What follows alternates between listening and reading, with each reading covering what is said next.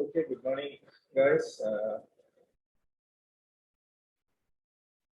Good morning, everyone. So, hope everyone can hear me. And today, second day of the workshop, Federated Service Provider installation. I would like to start with the installation guidelines for the general service provider installation or the Ubuntu-based installation. We have kept the guidelines on GitHub, and then I like I have linked that on the agenda page, and again, if you go to the Learn GitHub page, you can find that link as well. So I will first go to the GitHub page and just show you the link.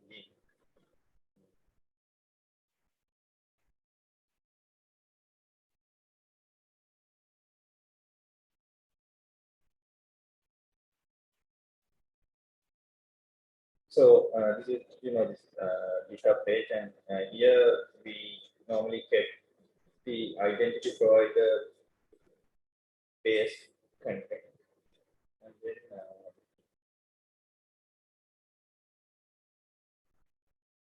then these days our team is trying on implementing the IDP version for us. Actually, the customization based on our environment, and then how to do the upgrading from 3.3.2 to version 4. So most probably somewhere next month, actually this month, you will see the version 4 update as well. So it will be somewhere here, and then somewhere down you will see if you are a service provider how to enable EduRoam IRS as a service provider, and then distribute identity manager. So there are two links. The old one is distribute SP on Ubuntu 18.04, and now the new one would be SP version 3 on LTS 20.04. So these guidelines are there, and in our workshop page, if you go to the agenda, I hope already you have referred these two slides we did yesterday, and then I kept two new links, the installation guide, the same GitHub link, and then slides. These slides I will be doing after the break. So after the lunch break, I will do the slides. Actually, the slides contains the explanations of some of the code chunks in the guide. And then you will see some of the references which can be useful. So I took a lot of switch references because they had a lot of content on that area. You can later check this out, because even yesterday we had some discussions on creating different access tools. So if you look at this access tool link, you will get an idea on how to do that. Okay, so let's go to the installation guide.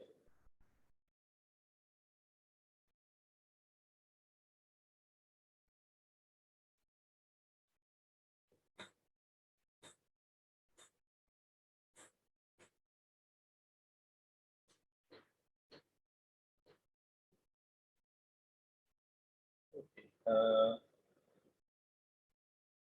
So this is going to be installed on Ubuntu 20.04 version, because we did the testing on Ubuntu because most of our people are interested in installing Ubuntu servers. So that is why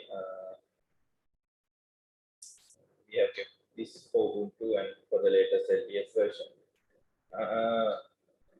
These basic installation things. So in this example, we are assuming you have an FQDN, something like this, sp.yourdomain. whatever the domain. So this sp.io domain can be anything. And earlier we asked you to create a testing server called sp and whatever your domain. So you can use that server sp, the server with the name sp and the direct IP to do the installation and do the testing. So I have I can see there are like 10 to 15 servers installed, and so at the moment there are like 40 or 38 people logged in, maybe let's say 30. So actually there will be around 10 servers that we are doing the installation. Again, need to remind you that we'll be providing a certificate for those who completed this course, and they will get the completed certificate. If you complete all these exercises, especially the login mechanisms for SP and the other two virtual servers that we will be doing tomorrow. So if you haven't set up any servers, try to do it today. Do your DNS, get it done from your DNS operators. So most probably you have to email to learn. Put an email and then they will put it for you. Okay, so from the installation side, once you do this installation, so here you can see installing Apache, and then after that it will be just a single test page. So you can have a simple test page, and later on you can do the Shibboleth SP installation. So at this moment we are assuming that you have some sort of a web page. So actually it is going to be some simple HTML web page. So the default Apache test page would be enough. So once you do the Apache installation, we can go with the Shibboleth service provider. But when you come to this point, you should be able to set up your HTTPS access as well. So if you don't have the HTTPS access, then it will be a problem in setting up the Shibboleth connection. So we have given some guidelines. If you have a commercially provided key or a self certification, how to do that configuration. So those things are there. And if you have Let's Encrypt, just skip to step 10, where this will go through Let's Encrypt guidelines. So here from the Let's Encrypt, once you do the Let's Encrypt setup, you can just use whatever other details with the Shibboleth configuration as well. So here you can see the and Let's Encrypt details as well. So up to this, I suppose most of you have done already, because I already asked you to create a web page, create a Apache installation, and then enable HTTPS on your server. So I hope most of you have already done up to this setup. So what you have to do is you have to install this Apache ship module, and then the other installations will be done. Okay, so one other thing, when you are installing the Shibboleth module, you have to install NTP as well, because this will be time sensitive operation. Therefore, you need to have your NTP done.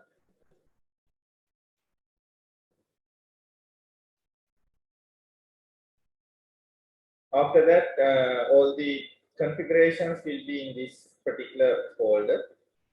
It is Shibboleth, and since we will be connecting your services to our service provider, you need to get the service, you need to get the federation certificate downloaded to do the signature verification. So that is how, that is what we have done this, by this command, the wget command. So we are downloading it directly into this etc shibboleth folder, which is the working, it would be the working directory, and then most of the configuration will be on a file called shibboleth2.xml. The configuration for the workshop is given in this. So actually, we will, when you are opening up a service to the federation, this would be the configuration. In the next session, when I explain what this is, I will tell you how to customize this and how to change the content. But when you are configuring your server, make sure you have to do these changes in your configuration. So this is not copy and paste. So all these configurations are, most of these configurations are there already. You have to change those lines as per this guideline. For example, there will be a tag called application defaults. Find that in this file and edit it like this. So in this case, this should be your domain name / shibboleth. Everything else is same. Once you do these changes, you have to create the keys for this channel operation. So there will be 2 keys we'll be using, one for the signing, one for the encrypting. So those 2 keys are used with your domain name. So make sure you customize this before entering into your console. Because I know you guys will just copy this and you will just enter it into your console, but don't do that. Make sure you customize this part. Otherwise, it won't work. Then this is the configuration check command. You can check the configuration once you do that certificate creation.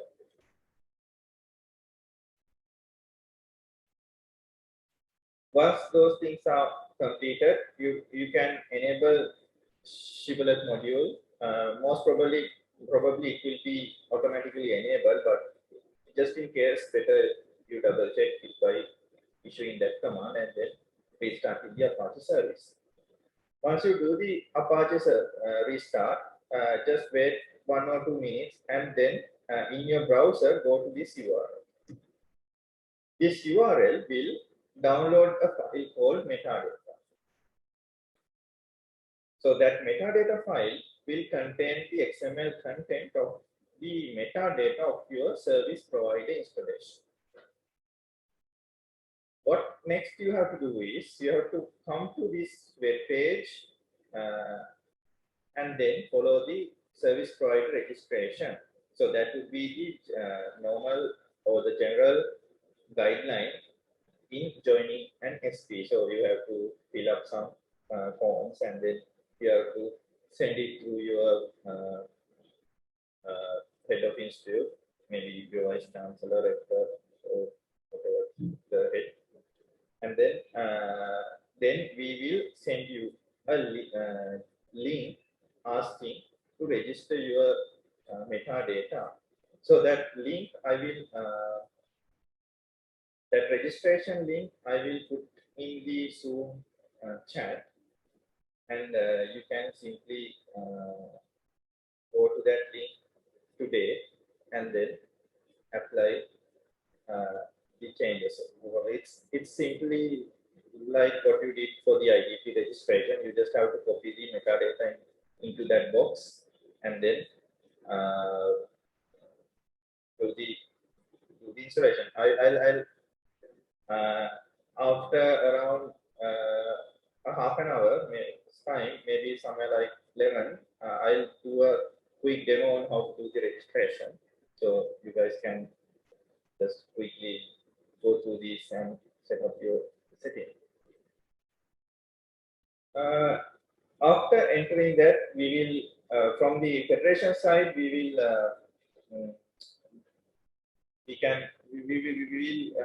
normally do a verification, and then from the federation we will allow your metadata to sync. So after that happens, you can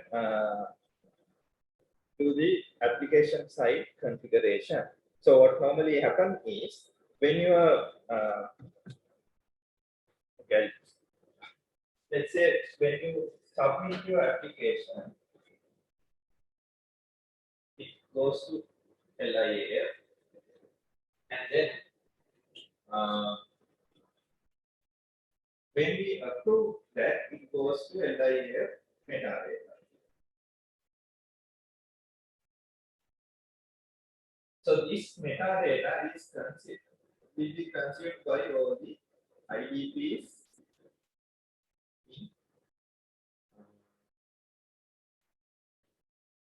in the federation, and they have some sort of a refresh time. If I'm correct, we kept it like 6 hours. So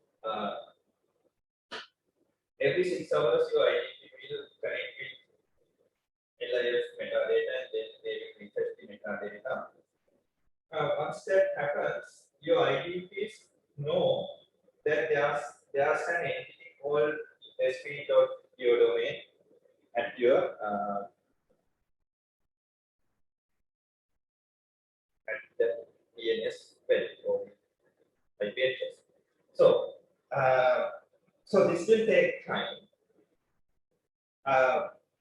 For the workshop, what we will do is once you do the submission, we will enable the service providers as a bulk, and then I will tell you that these are enabled. Then what you can do is you can simply log into your own IDP, and do a soft restart. So once you do the soft restart, your IDP will reload our metadata, a fresh copy. They will take a fresh copy from the metadata. Then that they will know there's something like SP is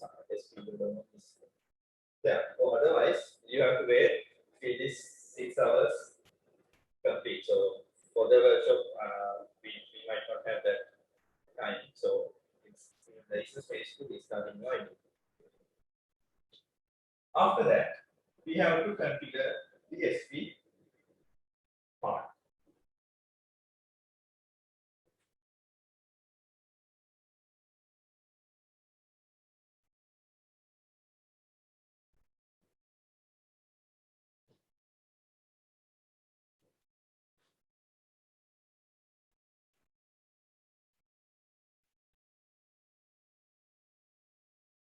Okay.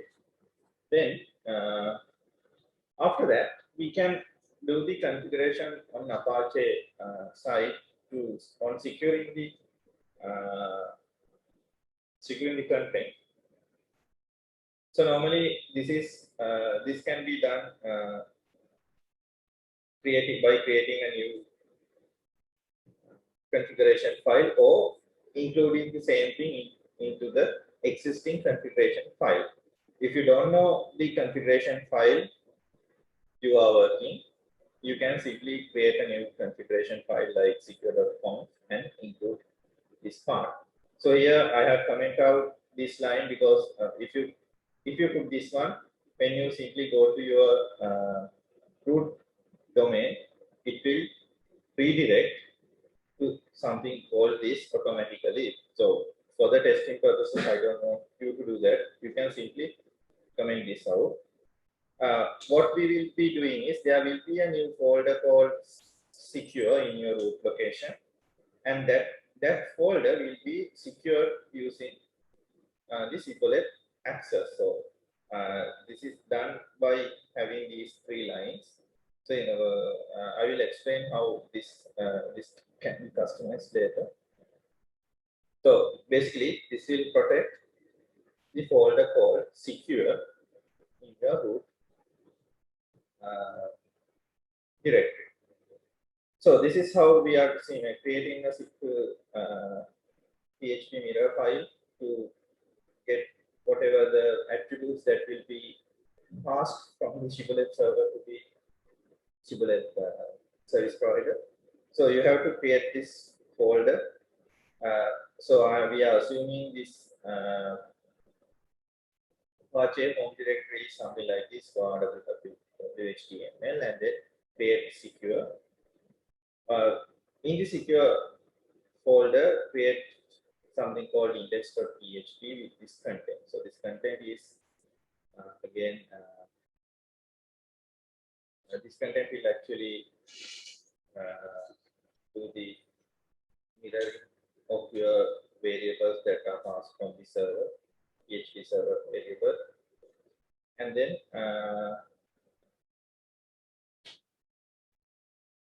this is your logout URL.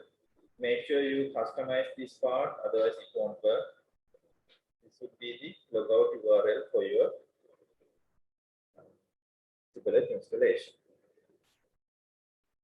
Since this is a PHP file, we have to install PHP, so that can be done using these commands, and then you have to enable secure configuration, then restart the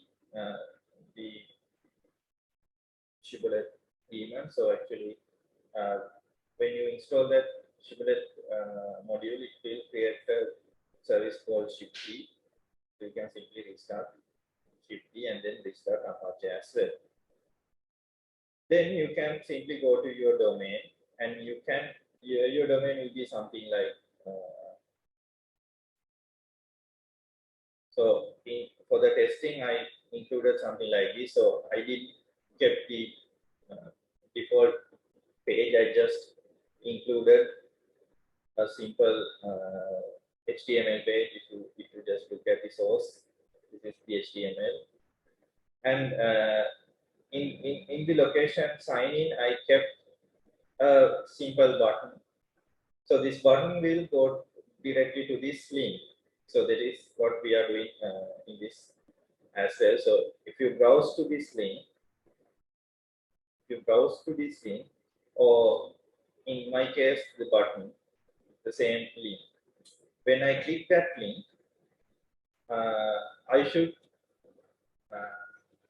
this link should go take me to the Federation discovery page. So if I click this, it will take me to the Federation discovery page, and then you can simply search your IDP and then continue with the setup. So here, like this. I don't have an UID yet now, so I can't log in that.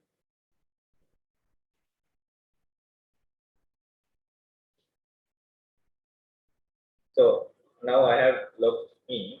Okay.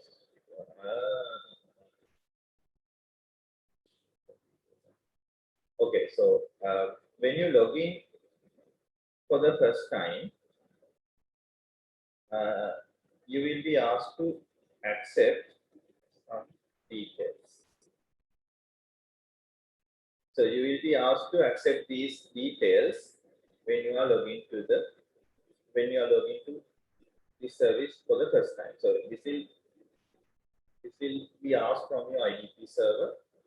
So from the Federation side, we are only allowing these particular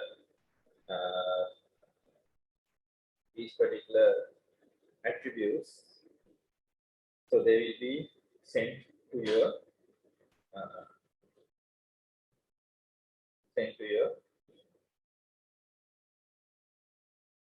service provider. Then when I accepted that, you will directly go into that link. So this is the PHP page that we created. So in my case, I have added several changes to the shibboleth. So because of that, you will see a lot of debug content. And then apart from that, you can see the past variables along with the persistent ID. So our IDPs are created, our IDPs are set up to use the persistent ID. So you will see that as well. And then the server specific details like content, and then you can see the auth type as shibboleth, the remote user. So the remote user variable has some sort of a value. The PHP auth user also have the value. So in this case, we have mapped EPPN for this. So actually, this is not my email. This is the EPPN value. EPPN means this.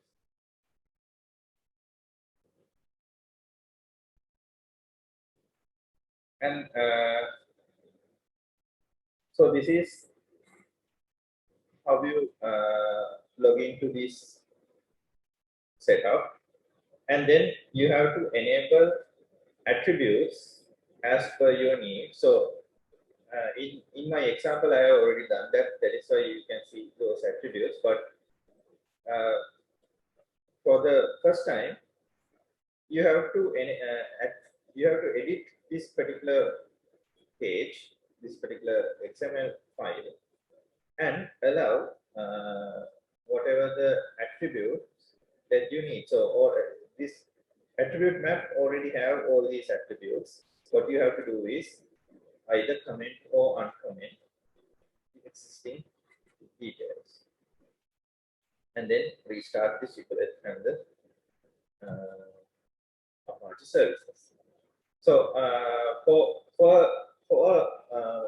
installation like this, your normal login initiator would be some link like this, and your logout would be something like this. And then there's a attribute checker optional configuration. And what attribute checker means, let's say you require some number of attributes, but then your IDP is not sending you those attribute values. If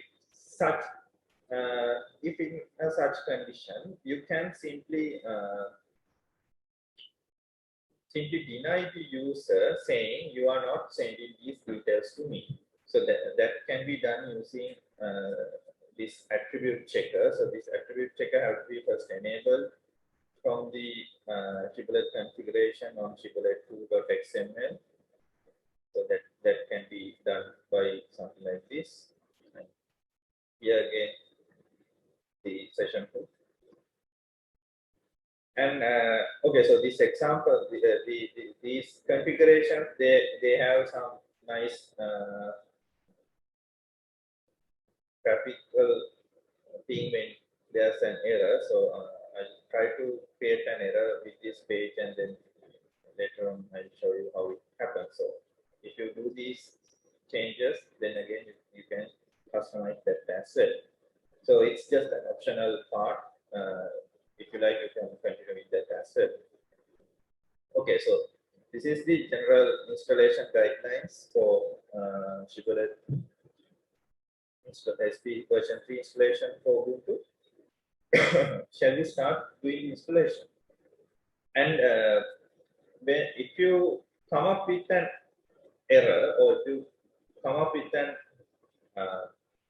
issue when doing the installation, you can simply start sharing your screen, and you can simply ask the question, so everyone can see what has happened, and we will try to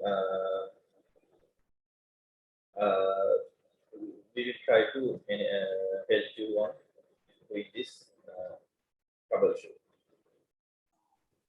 Hello, Mr. Tilna. I have small doubt. Yeah, Lumesh. When we are using OpenSSL, we can define a path, right? So under etc SSL search, and we can give that file name, right, for the certificate. But Okay. when we are using Let's Script, so that Let's Script package, it will choose different part.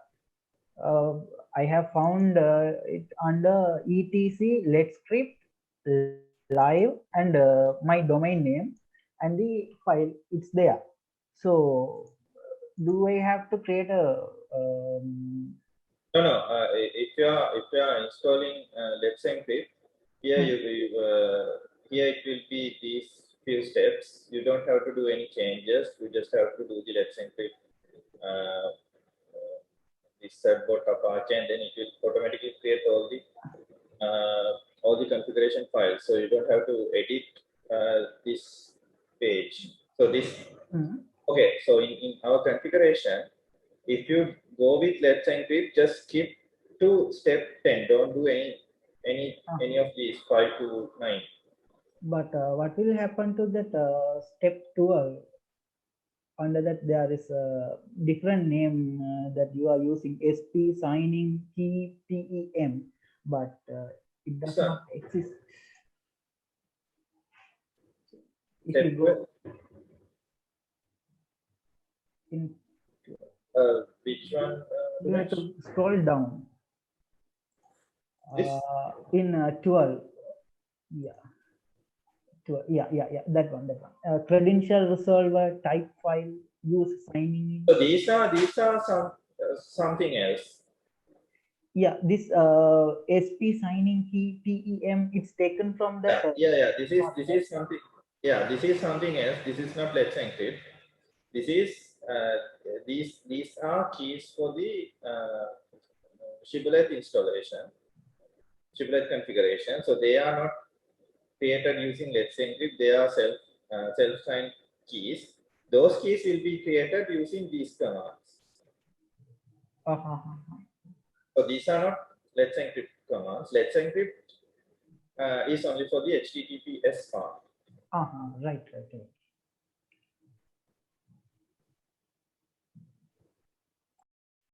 And Brooke showed a small typo in the configuration. I'll change that. It should be ship, not ship D, ship 2. I'll edit the configuration. Good morning, Chandana. Then we have to normally we complete the Apache 2 and Let's Encrypt. We have to start it from the third one, no? Install shibboleth service point. So we have to start it from the shibboleth service point. No, isn't it? Step. Sorry.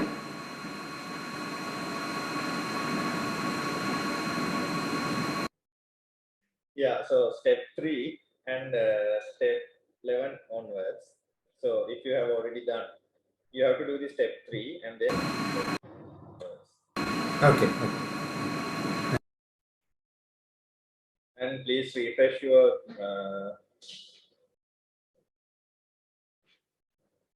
GitHub pages because I have done some changes just now.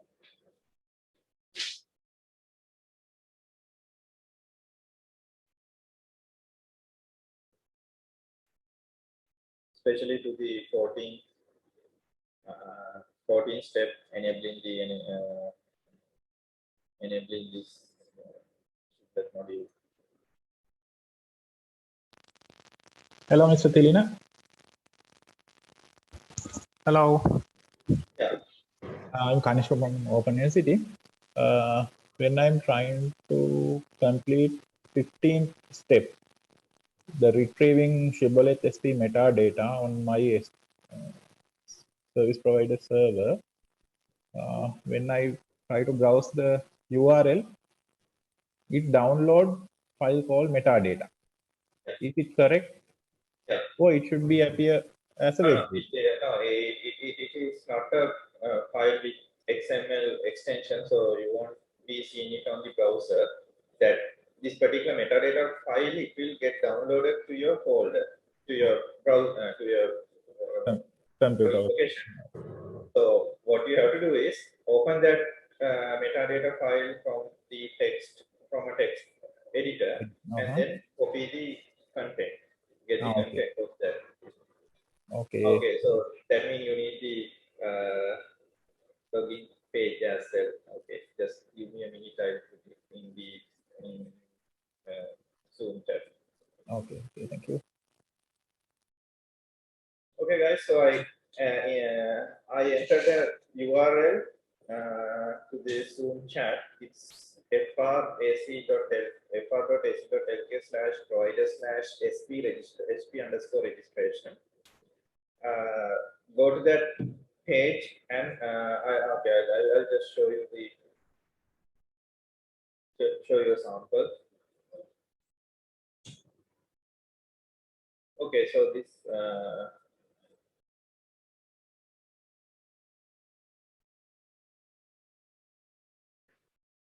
okay, I'll be sharing my window. So this would be that link, and then open the particular metadata file. So this would be the metadata file, for example. So I'm just simply using this example. Copy this content. You can simply ignore this comment entry. Get the part from the below that comment, and then take everything, including the ending entity descriptor. From the empty descriptor open to the ending tab. Copy that into this box.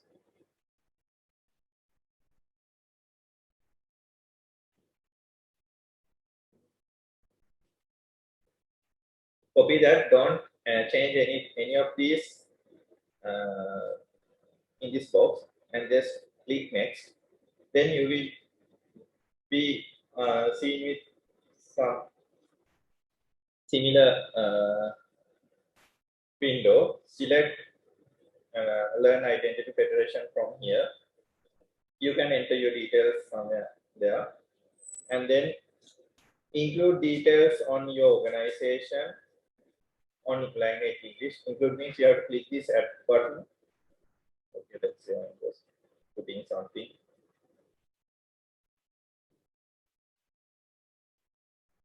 And then the URL about your service. Add a support contact. Add a technical contact. You should include a support and a technical contact. So in this, for the testing purposes, you can simply add your support in a single entry, but for the actual part, you have to include two contacts, two different people, not the same one. Two different email addresses, support and technical. And then your information will be the visible content to the others. So the name of the service, let's say testing or something like that, testing SP. URL of the information page and the description of the service, testing service, something like that. Then few keywords. Okay, when you are publishing a service, you will be using other identity providers the data if you are connected to a federation. So before doing that, you have to have a clear privacy policy on how you work with the data that comes from these other IDs. So that privacy policy should be there when you are publishing a service into the system. So today, since you don't have any privacy policies, simply enter some sort of a URL. Otherwise, in your actual scenario, you should have a privacy policy link in this location. And then if you have a logo service, please, if you have a logo for this service, please include that URL here. And then for the SAML part, you don't have to do much changes. You can see the signing, and normally this would be the required attributes. So if you require specific attributes from your side, you have to select that attribute from this list. So let's say if you want this one, edu person, and then add that, and you can decide whether it's desired or required. So if it is required, include required and add justification why you require something like that. And then click enter, and it will and that particular request will be sent to us. So from our side, we will receive that link. So here you can see the SP create from me, and then we will add that to the federation. But since this is the testing page, I'm not going to accept this. But in your case, just put a message on Zoom. We will enable that. Okay, guys. So I get a lot of issues in this chat. So when you are entering the commands, don't copy paste. Just look at the configuration. There are a lot of example links, especially things like this sp.some domain /shibboleth. Change it to your own domain. So it should be some your domain /shibboleth, not the example.org, the sp.your domain /shibboleth. And Vijay, there's this Apache service issue. I can't just tell you what has happened to your configuration by just looking at the chat. You have to do. You have to check where you did the error in the Apache configuration.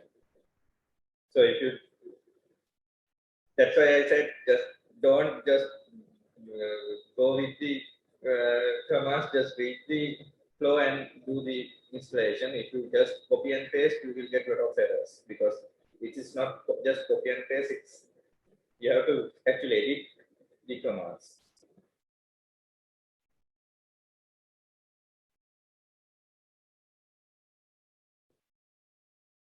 So on the Shibboleth 2.xml, that content is already there. You have to edit them. Don't delete any of those things. Just change them into what I have shared.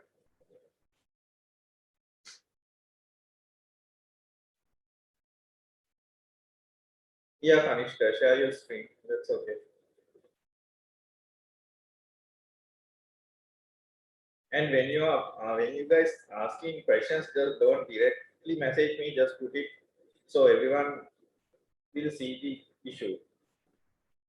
And Vatsala, there's some issue for you.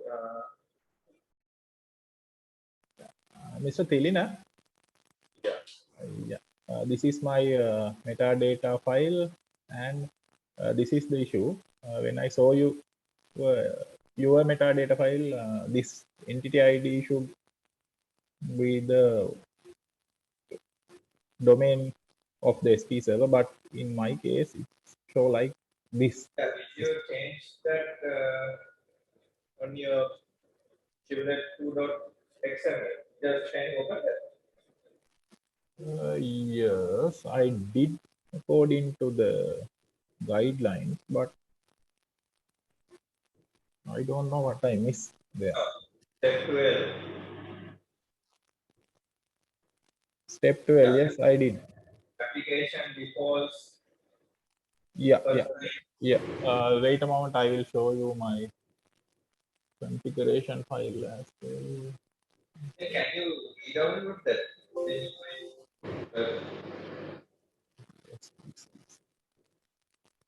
So this is the application default entity ID. I did the changes. Yeah, do a restart again to the shiplet service and then download it again. You will get you will get the Okay. actual later.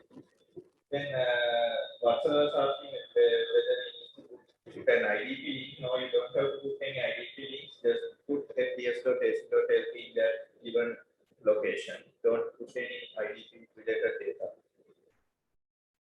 Okay, so while you guys are editing the file, I'll just show you my configuration on the shiplet, that particular file.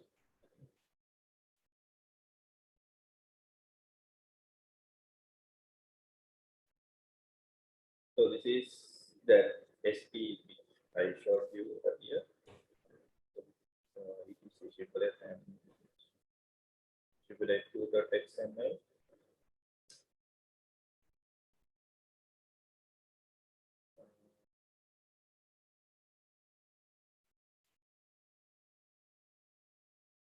So this is the default configuration. I haven't done much except for these particular changes, and you can see the SP entity ID here in this location, and then I have enabled this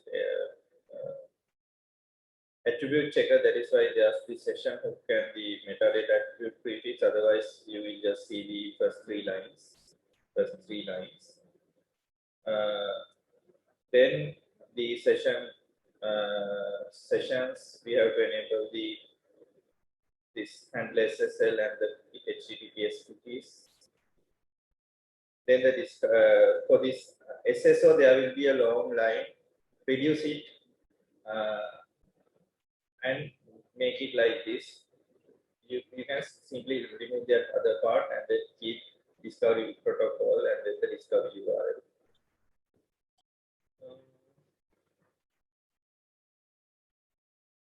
Then I didn't do much changes to this support contact because I was just doing the testing. You can enable you can simply include your details here. And then the metadata provider. So I have included the metadata provider details. If you may remember, we did the same thing for the IDPs as well. So even in the IDP configuration, you have a space to include the metadata providers. So the same thing have to be done for the service provider as well.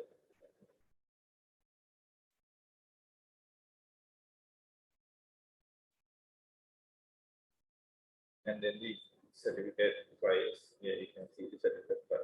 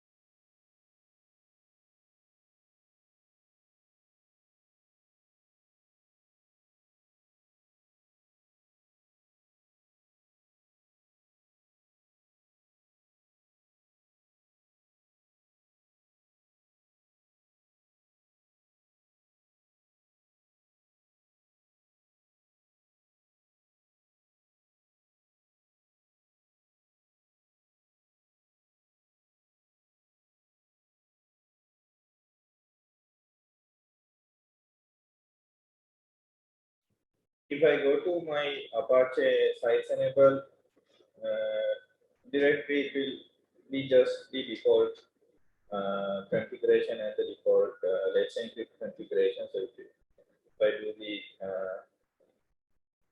if I just check the default configuration, it will be something like this. I didn't change anything. You can see the automatically added details. Only change I did was including this, the server name.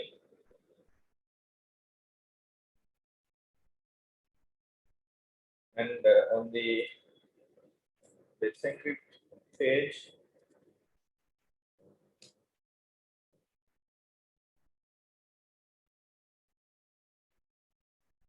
these are the details, and then I included that particular location part into the same configuration because I didn't want to add the additional configuration called secure. So I simply included it into the same virtual host configuration.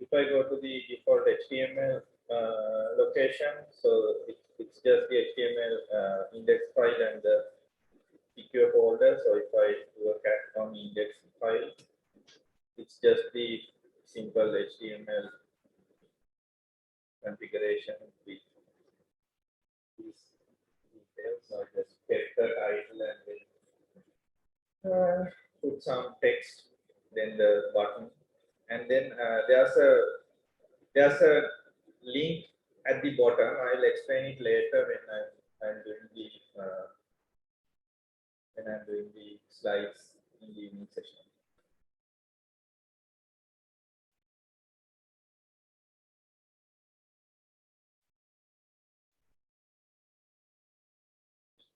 And if I do ls in the secure file, it's just the PHP file. So your PHP file is just the content that shared in the file. Make sure you change this.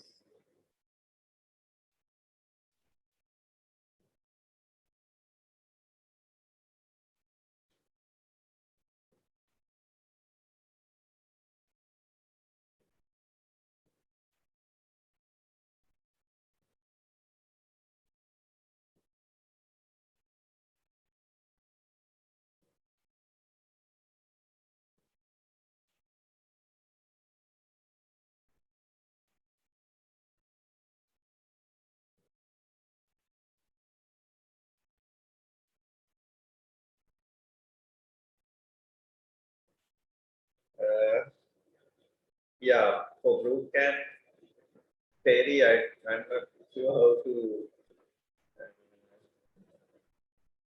give you a IDP. If you have an IDP installation, I can add it to the federation. Or otherwise, DP test IDP.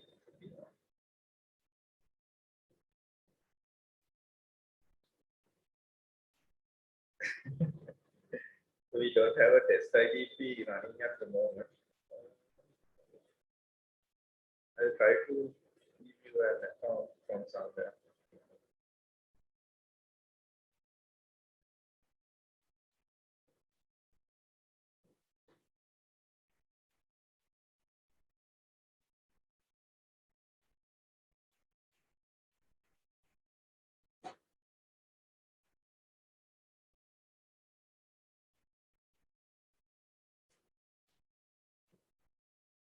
Also, there will be one or two participants from the local crowd who don't have the IDPs. So one not sure how you can test the login. You can just use some. You can ask from someone who's in the crowd to provide you a testing account. That would be the easiest way. Okay, so Shamik is asking that he's having an error with the attribute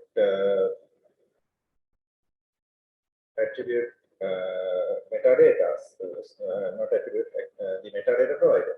So actually, you have to did you include the metadata provider details in your shibboleth2.xml? If you have done that, you have to restart your IDP. I'm not sure which IDP you are using. If you are using the Kalani IDP, ask them to restart that, otherwise it won't work.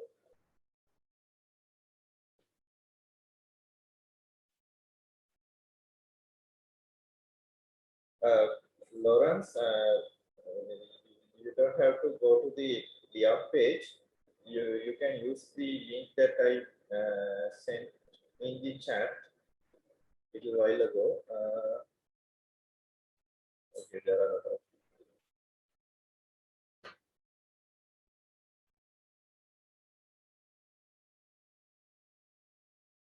Okay, I'm sharing it again. For Sadeepa's issue, please refresh your page. That command we edited, it should be A2 mod ship, not ship2. That was a typo from my side. Sorry for that again. So it should be A2 mod ship, not ship2. Kuhan's issue, can you explain? We can't see clearly.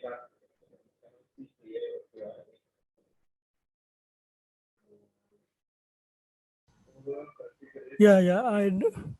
I write that this command shibboleth -t. Yeah.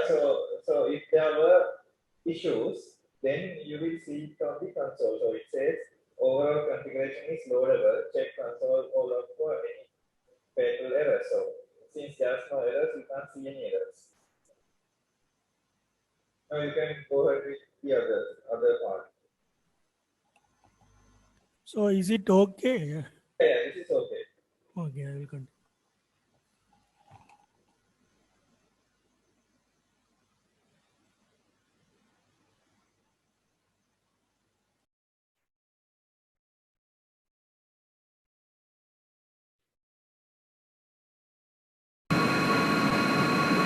Telina, Chandana, do I have to restart the IDP?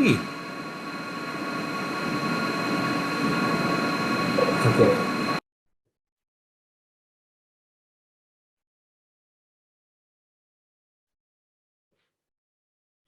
So earlier I did explain why you need to restart your IDPs, because we'll be including your new service providers into our metadata stream, EF metadata stream.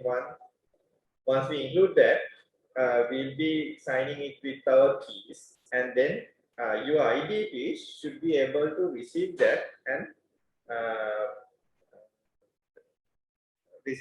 consume that. So the thing here is IDPs are configured to do this metadata refresh in intervals. So most of the time it should be 6 hours. The interval should be somewhere like 6 hours. So it will take 6 hours to do the refreshing. So it's better you do the restart manually. Once you do the restart manually, it will automatically refresh once it restarts. So that's why we are restarting. Otherwise, you don't have to restart. That means that metadata will exchange with the SP with the IDP. So when you restart your IDP will get the metadata from us or LIA, from the LIF metadata from the LIF page. They will download the metadata. So on that metadata, there will be the SP's entity details. Okay, that means if I'm asked that one of the previous section that if our SP directly deal with the IDP, at that time are we need to we do need to register in the leaf, no? Sorry. We have to register if the our SP directly deal with the IDP. This process. Yeah. If you are directly connecting your SP to the IDP, you don't have to send it to us. You have to directly deal with your two entities, your IDP and your service provider. So that the process of doing that I will explain in the evening session. Okay. Thank you.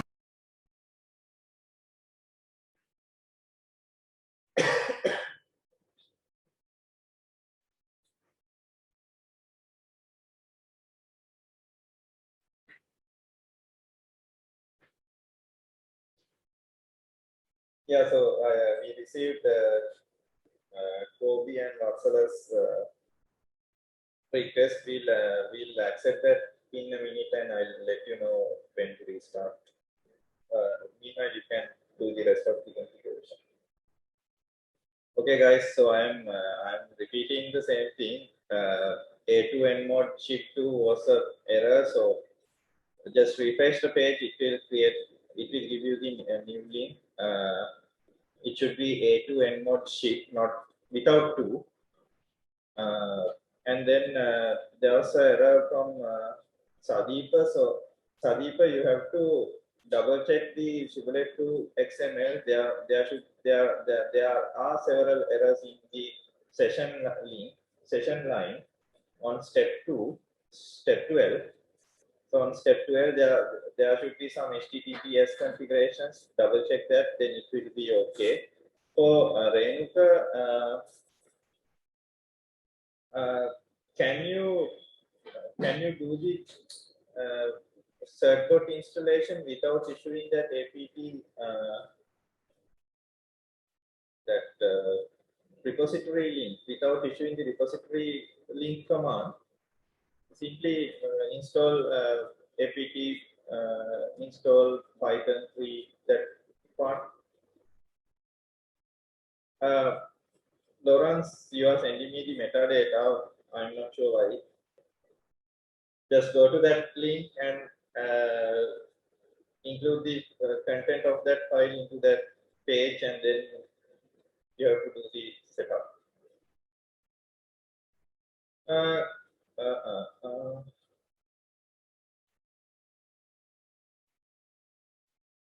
Inserted text is not. Otherwise, Lawrence, can you just share the screen?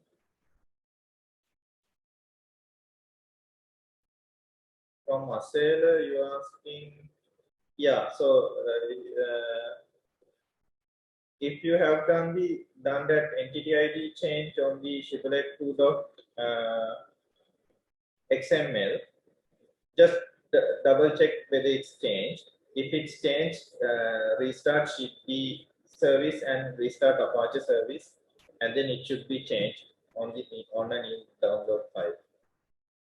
Okay. So don't open it with the browser. Open it with the text editor.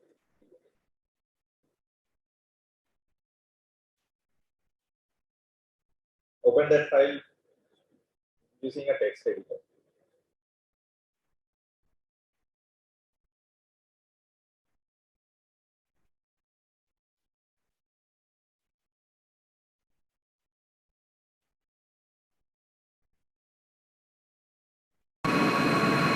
Elena, we have to create a secure conf file in the sites available, etc Apache sites available folder. We have to create a file, no? Not the document road. Not in the document road, but in the Apache configuration folder. So there are two ways. One is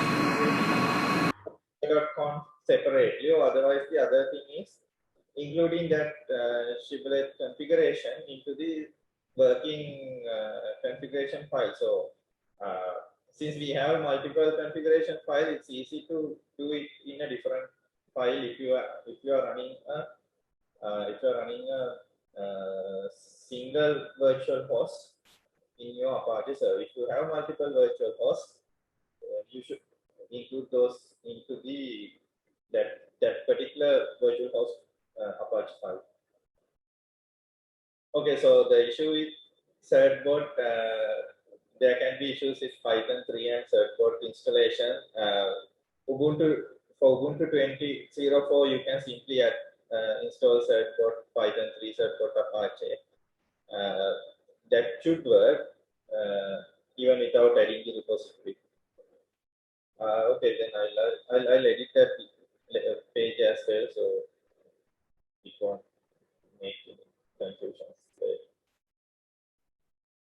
Okay, guys. So earlier I showed you several examples from my installation. Now I show you the single sign-on for few others because now we have few more service providers running. So this was the SP lab in my installation. So I just refresh that, and then when I click sign in, it goes back to the IDP page because I refresh or restart the service. So when I click on the IDP page, it will go take me to the IDP.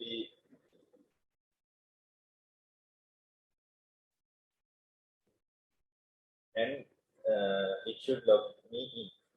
So this is the login for that particular user.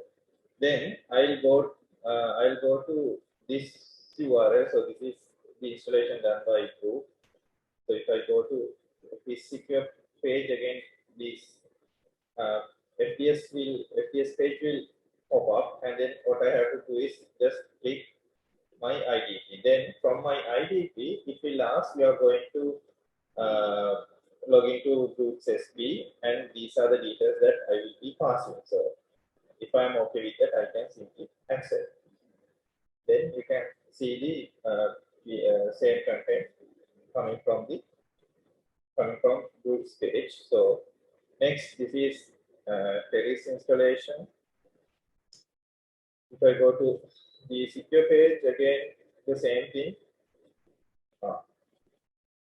IDP folder. I think I have to restart this. Okay, so this error comes because my IDP doesn't know this service. That is because I didn't refresh the metadata. Again, here it says gender due to misconfiguration. So a similar response will come from the IDP side if you don't restart your IDP. This is coming from Lumesh. Let's see. Okay, from the Lumesh page. Okay, now again I'm getting an error saying identity provider did not release. That means you are enabling the attribute release example. So in the attribute release example, the example code enables multiple attributes, but we are not allowing them from the SP, from the IDP. That is why you are receiving this. So on the attribute resolver configuration, if you go to this attribute checker handler, at the end you have the attributes. So it is checking whether it's receiving display name, given name, mail, CN, SN, EPPN, scholar home, organization, and the organization type. But the thing here is from our IDPs, we are not issuing these. Because of that, you are getting this error saying insufficient information. So this would be the error page, the default error page. if you edit that configuration again, if you edit this configuration and if you remove these parts, I'm not sure whether we were allowing these. Just double check the attributes. So if you remove these attributes and kept PPP and maybe mail, then this should work, because we were only allowing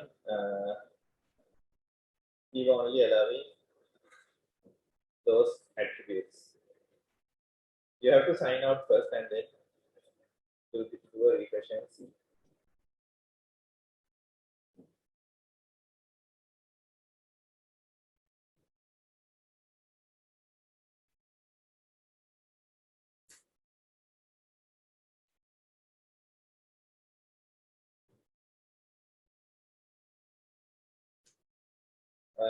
I'll show my screen as well on how I was sharing the attributes.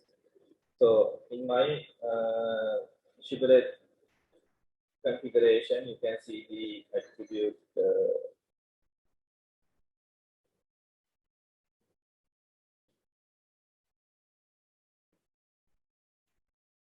attribute checker. So I'm here only checking mail and EPP and not everything. That is why I'm not getting an error.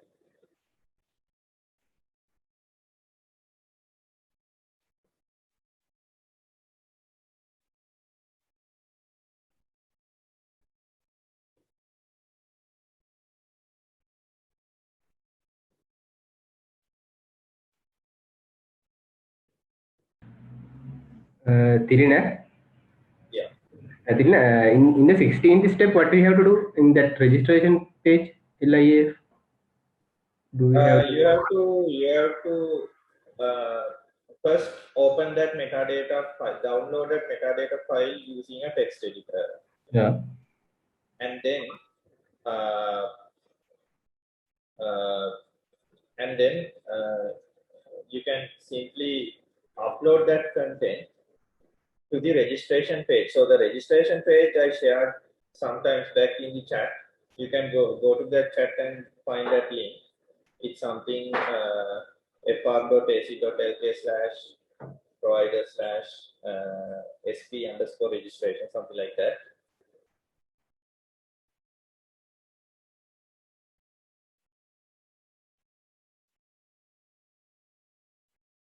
This is the link. Go to this link and do the registration. Copy that XML content into that page, and then you have to do the form filling and do the rest of the registration.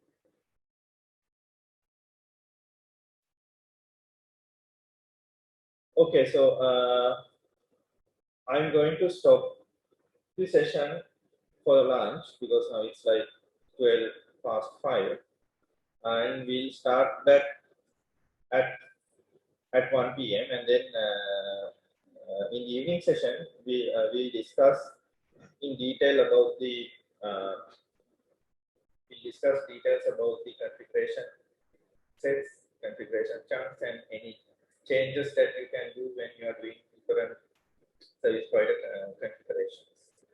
Okay, guys, thanks, and see you at 1 p.m.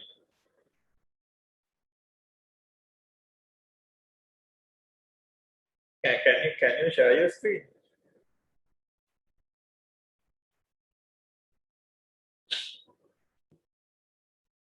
Chandra, can you share your screen? Sure. Can you say it? Yeah, go to get to that SSO session.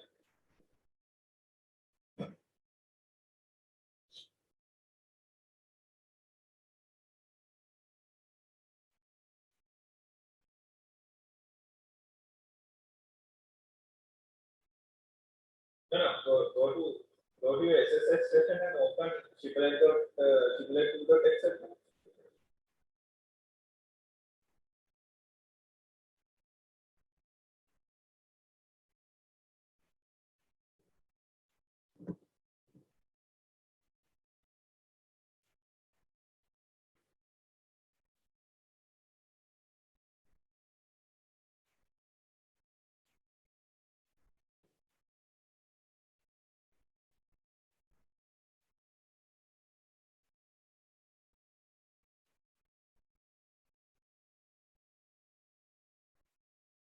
ETC shiplet. So Chandana, in step 12, we should configure the metadata provider. I think there are some issue with that in your configuration.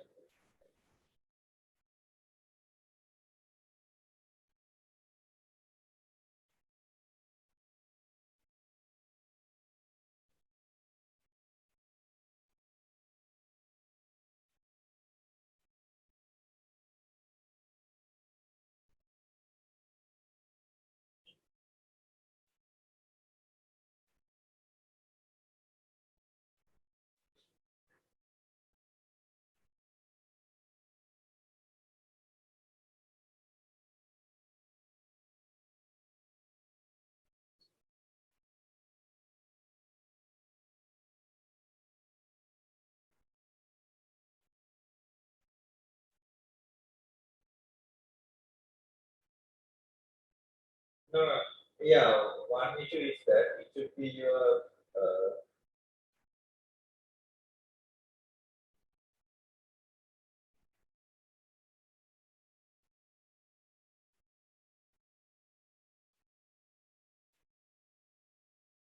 Chandana, can you go to that step 12 of our guide, step 12.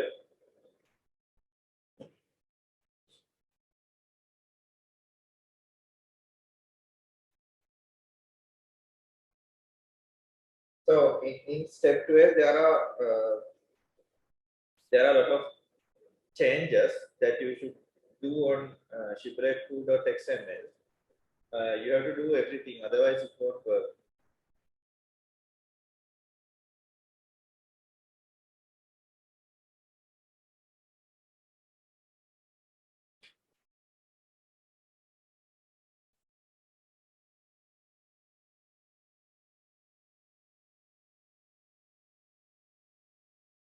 So one thing is the about sessions tag. Sessions tag, there are several things that you have to change, and then the SSO, then metadata providers, everything have to be changed, not only SSO. Even the sessions tag, there are errors with the SSL handler. So just double check with step 12. Everything have to be exactly as it is.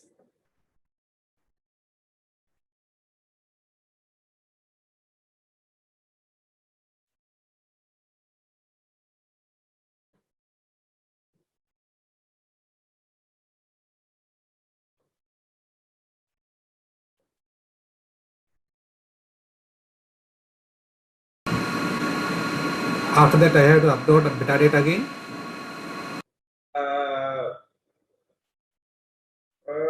Yeah, I guess. But anyway, we have included the certificates and the other stuff, so it should work. But in general, yes, it should. You should change those details. But anyway, for the testing purposes, just make sure you do the whole changes. So you have done this one, but you haven't done this or even this one. So make sure these are there. All these things are changed. Otherwise, it won't work.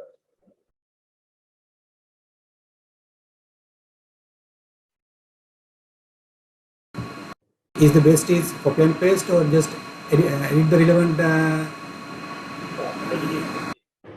Don't copy and paste. Just edit whatever the relevant line. Okay.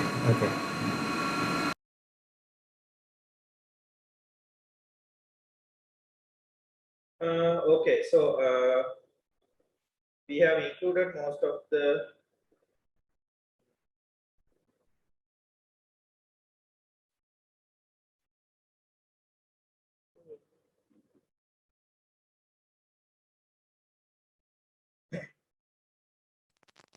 Hello, Mr. Tilina. yeah. Yeah, after you demonstrate the Brooks SP, I just checked again with my server. So when I try to browse that URL, the HTTPS my domain /secure, it will redirect request to LIAF resource registry. Yeah. What kind of issue can be reason for that? Sorry? What can be error? No, no. Once you go to your domain /secure, it will redirect to the fts.ac.lk web page. Yes. And then you have to select your IDP. Yeah. That is normal procedure, no? Yeah, Then- then what happens? Yeah. When I click my URL, it redirect to the fr.ac.lk. It's going on a loop. Yes, seems that. That happens if you do some error in the metadata, this shibboleth2.xml, or maybe some error in the Apache, Apache enabling page, shibboleth string, this slash, this location tag. I just check it. Okay, I will check it again. Yeah. So just check this location tag or the secure.conf, Okay. or whether you are duplicating the same configuration. I will check it. Okay, thank you. Mr. Tilina, I have got a error page. Can I share it now? Yeah.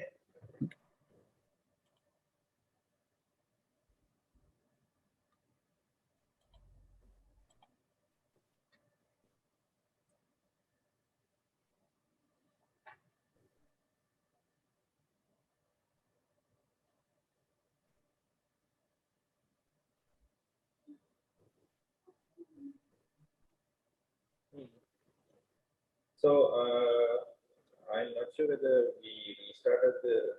Give me a minute.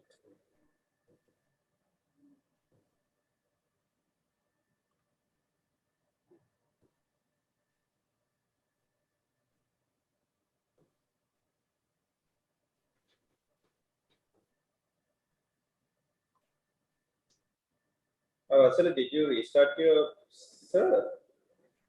IDP server, yes. Then there might. So the thing is, normally when we are allowing service providers, we do a check on all the details that were shared with that profile, that login, that form. But in this case, we just approved everything, and we didn't check whether those details are there. So it might be some issue with that. Let's see.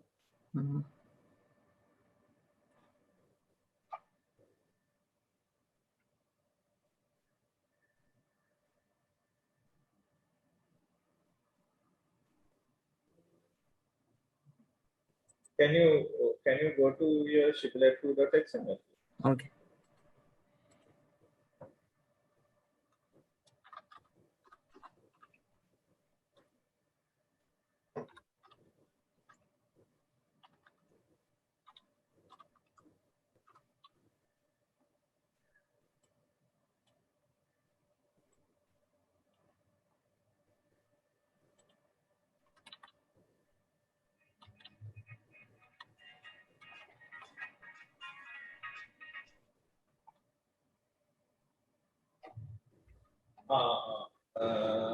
Then okay.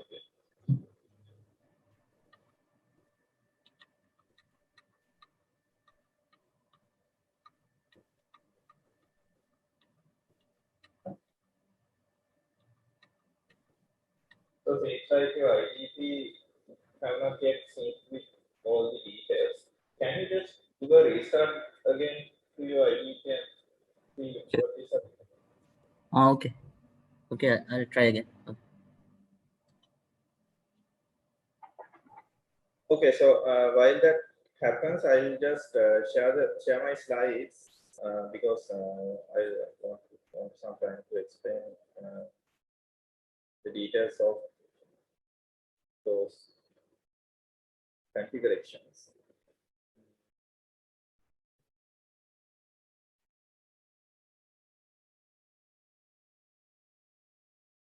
Okay, so when we when you do the configuration on Shibboleth SP, these are some of the important locations that you need to keep in mind. First thing is the Shibboleth, and then for logs you can use the var Shibboleth code, and if you are using Apache, it can be var Apache 2 or maybe var Shibboleth Apache 2, either that based on your flavor. So in this case, for Ubuntu, it's var Apache 2. So these are the locations that you need when you are doing the installation of Shibboleth service provider. So this is specifically for service provider. For IDP, these locations are different. And then on Shibboleth 2.xml or the main Shibboleth configuration page, the first thing that you have to define is the application defaults part. So this application default part, it identifies the service with an ID. So this ID is known as the entity ID. Normally we use entity ID as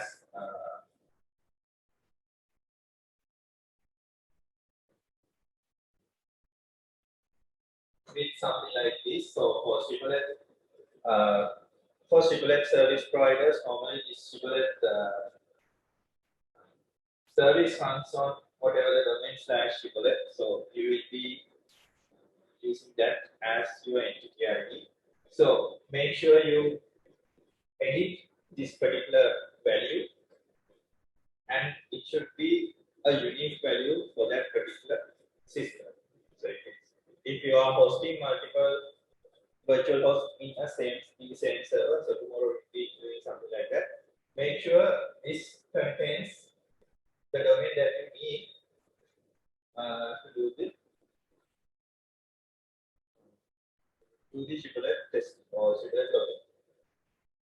And then after that, you will get the remote user variable, and then the attribute mapping for the remote user variable. So in this case, okay, in this example, there are 4 values mapped to remote user, and you can see EPPN, subject ID, device ID, and the persistent ID. So in this case, EPPN will get the preference or the precedence over others, and then let's say, so yesterday you asked which attribute that you need to put as the identifier for that system. So we had some discussions on whether you're going to use a different username or the email address or something else. So in this case, we are using EPPN. And again, yesterday I told you that EPPN is not an email address, but it's in the form of email address. So in this case, we are using EPPN as the identifier. But if you want to change to something like email address, then you can replace it with mail attribute or maybe UID or some other attribute. Normally, most of the time, for Shibboleth, we use EPPN. And then the ciphers that are used for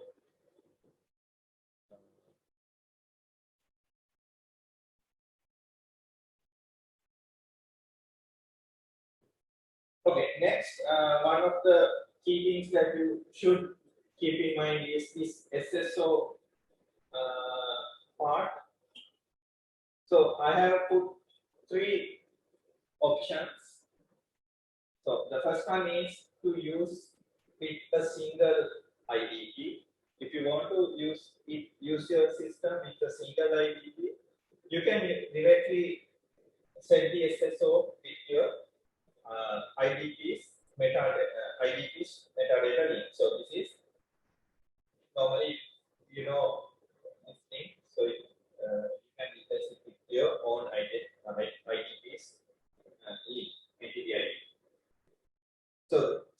this should match whatever the entity ID of your IDP if you are using a single IDP as your login source.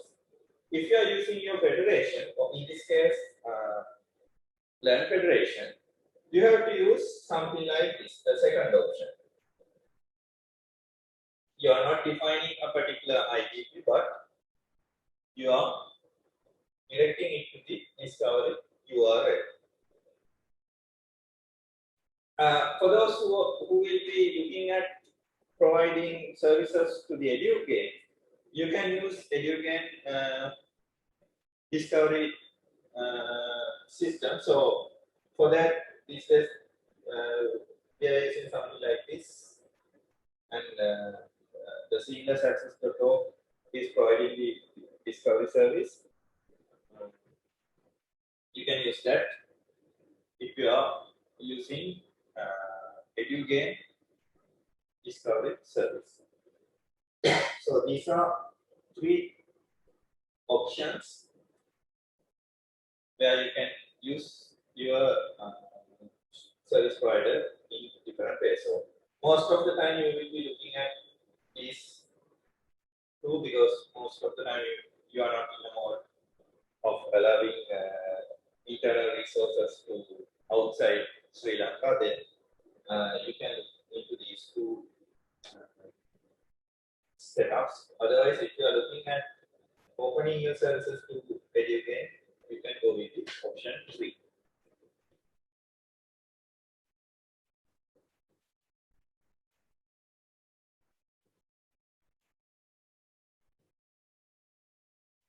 Then, based on the previous option, you have to select what type of metadata provider you are going to use. So in this case, we are providing 3 examples. First one, for the EAF metadata, that is, if you are using our Learn Federation for the login, or if you are allowing everyone within the Learn Federation to log into your service, you can use this first set. So that is for the metadata provider, directing your metadata. So this is the design metadata for LIF. The second option is if you want to open your service to EduGain, this is the metadata provider for EduGain, which is signed by LIF. So here what we are doing is we are downloading EduGain metadata, and then we'll be signing that metadata with our key, with our secret keys, and then publishing them for the interfederation. So this metadata should have all the IDPs in EduGain. So this will be somewhere around 14 MB. This file might be around 14 MB. So you can check that. The other option is, the last option is, if you want to open your service only to your IDP, you can simply download your IDP metadata file and link that as a static file. You don't have to put a HTTP metadata or a dynamic metadata link. Here you can simply use that downloaded metadata as a simple link. So this will allow you to or your service provider service to identify your IDP. So if you don't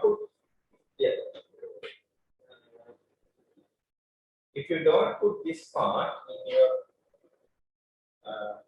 configuration, your SP won't identify your IDP unless you have kept one of these in your configuration. So your IDP knows, your service provider knows all the IDPs, but in only one.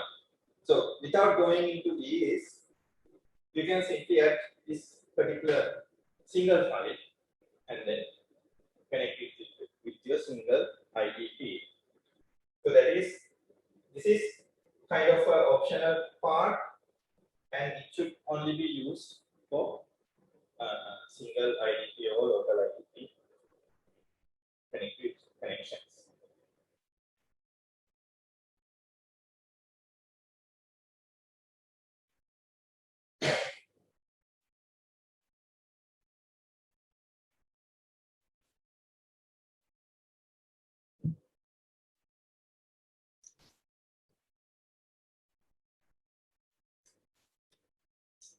And from our team, I got a message saying the application provided by Kuhan doesn't contain the certificate details.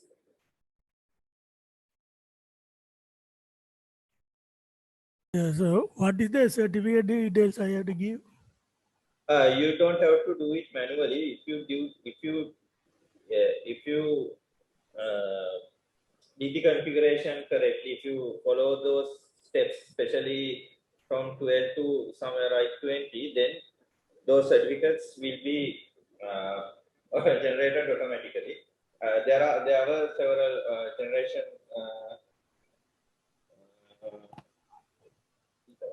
commands that we use to generate keygen generation commands. You have to use that and then restart the service and then reapply, because now we have to reject your application because you don't have the certificate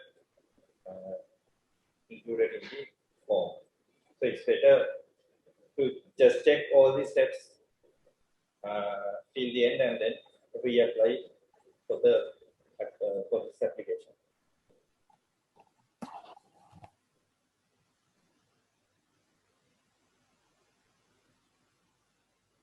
Okay, then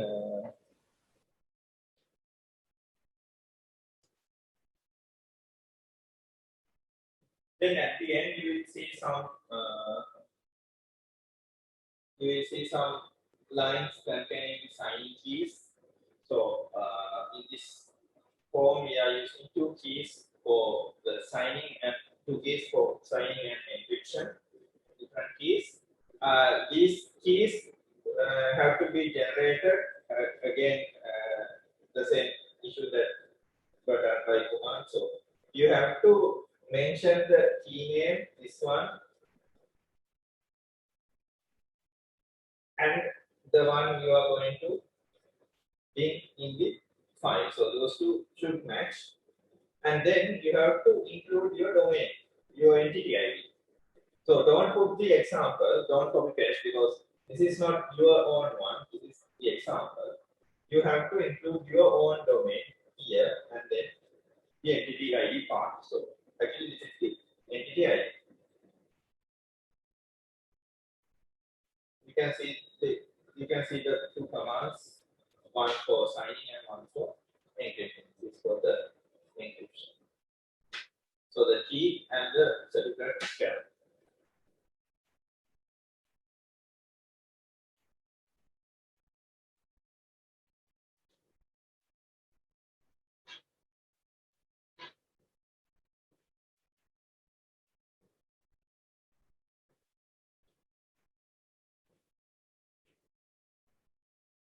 Next part is the application override. So in this generic SP installation, you will not see this part because we haven't included something like this. But tomorrow, when we are installing Moodle and WordPress authentications in the same server, we'll be doing something like this. So this is application override. Application override means we will be overriding all the default configurations, all the default authentication, whatever the thing that we configured earlier. So in the previous slides, on the first slide, there was something called application default. So whatever the things that configured under application default will be override with these changes. So for this override, we are having an ID something like this. So these overrides, they have to be identified by some sort of an ID. So here I'm using an ID 2, and then some details. So why we need an override? So why we need an override is, let's say you host, let's say this is your server and you host multiple vHosts, virtual hosts. When you install Shibboleth, this Shibboleth configuration will be common to all virtual hosts. The issue is when you are trying to secure both systems with Shibboleth, you have to define the security methods based on the virtual host domain name. So if this particular SHIB configuration contains the domain name of this particular, let's say the first virtual host, it will only act against whatever the request coming into this virtual host. It will not work for this particular second virtual host. So for the second virtual host, you have to define another Shibboleth instance. So rather than installing 2 Shibboleth instances, we are defining multiple or the other virtual hosts as an override. So the other virtual host again needs to have a different entity ID. So the previous virtual host had sp.yourdomain/Shibboleth, and then the second virtual host will have vhost2.yourdomain.shibboleth. So tomorrow we'll be installing Moodle and WordPress. So one entity ID will be WordPress.yourdomain.something, and then the other domain would be Moodle.yourdomain/Shibboleth. So that is why we are having 2 entity IDs. And then it is a good practice when you are having multiple virtual hosts. It's a good practice if you can maintain 2 different key pairs. So for each virtual host or for each application override, you should have a different key pair. So that is, because of that, we'll be having another key pair called vhost2 signing key and vhost2 encryption key. So you have to run the previous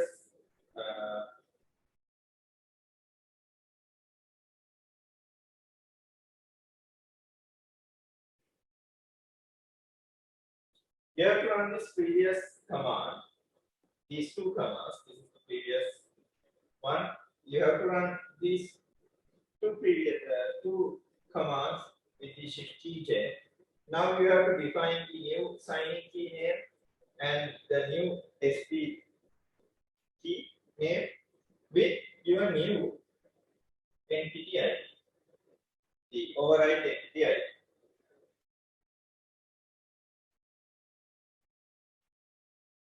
With these 2 and the new entity ID.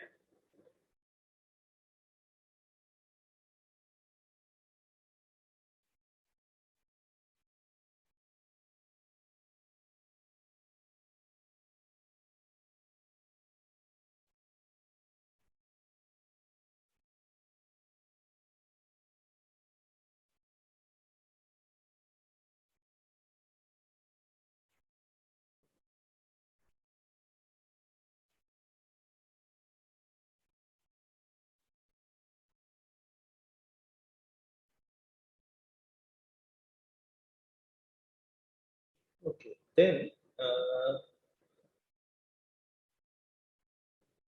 so that previous configuration or the application override is only when you are having multiple virtual hosts in the same server. If your default configuration only contains a single virtual host, then you don't have to add a virtual. You don't have to add an application override. Okay, then we are looking at a different file called attribute map.xml. So this, whatever the content you see here is an example So don't think this should be the thing that should be in your attribute map. This is just an example. So if you open this particular file, you will see a lot of attribute lines like these in that file. What you have to do is you have to comment or comment out the attributes that you need. So if you don't need any if you don't need a particular attribute, then just comment that line. If you need a particular line, comment out if it is commented. So you will see a lot of attributes in that file. You can simply comment in or comment out based on your need. So that is how your service provider looks at the attributes or take the attributes that is coming from the IDP. So for example, let's say your application, your service need the attribute CN. So if your application want the value CN, it should be enabled on this attribute map. Then at the same time, you have to tell your federation or your IDP that you need or you require this particular value. Then your federation or your IDP should allow that particular attribute from their side so that your IDP can send those values to you. Otherwise, they won't send anything.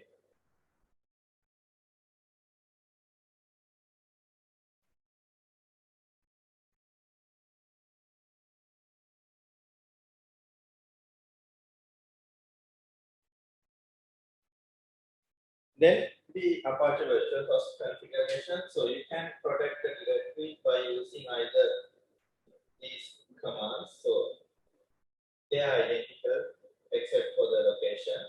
So in the first step, there's longer one, and then this is the required session on line. So in the newer versions, this sheet require session on line will be deprecated, so they will be using the first method. That is why I have kept both ways in the norm. So you can either use any of these at the moment. So this will when you enter this protected location, similar authentication will start and it will direct you to the federation website or the discovery website of the IDP directly.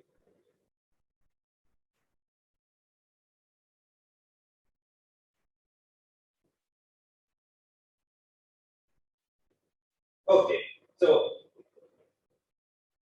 those data or the changes, configuration changes, we did everything on the service provider. So your service provider knows all the configuration. Now your service provider know where to connect, what is the discovery page or what is the identity provider, what are the metadata, everything now SP knows. But your IDP also should know that. So this is how we are going to do. The other note is, if you are connecting directly to your IDP, if you are connecting the service provider directly to your IDP, then you have to definitely do these changes.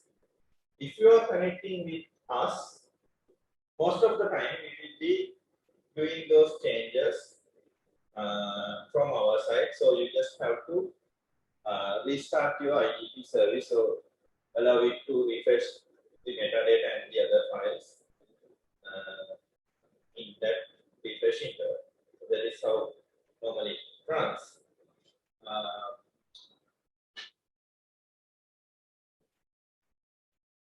The main main thing here is you have to tell the IDP admin or your federation what are the attributes that you need when you log into the when you are configuring the service.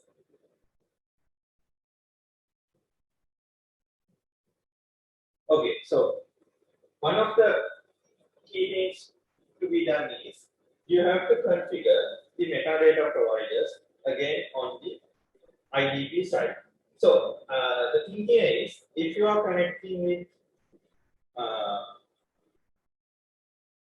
the federation or if you are connecting with Edugain, you don't have to do these changes because these are already there. So in most of the cases, these two metadata providers should be already in your identity provider. For those who have access to Edugain, we have both, but for those who don't have access, you will see only the first one.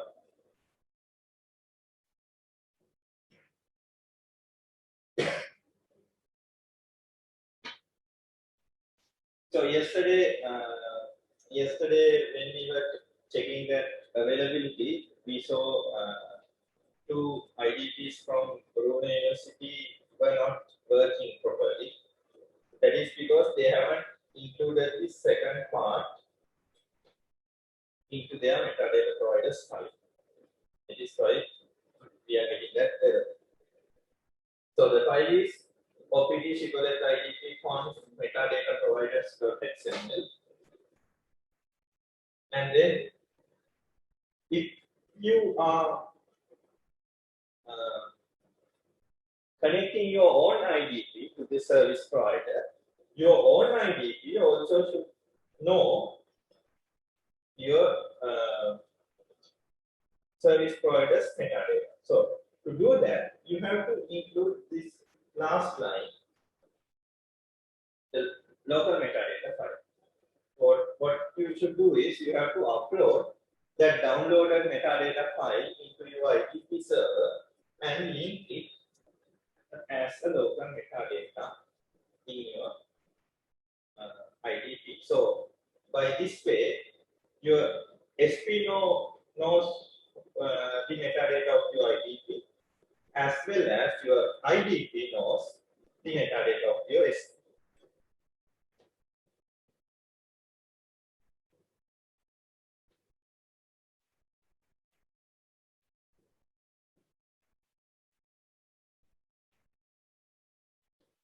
Then one of the important other configuration would be this file, OPT shibboleth IDP on attribute filter.xml. So on the attribute filter.xml, there will be several other values included, but when you are introducing a new service to your IDP, you have to include a new attribute filter policy like this into that file.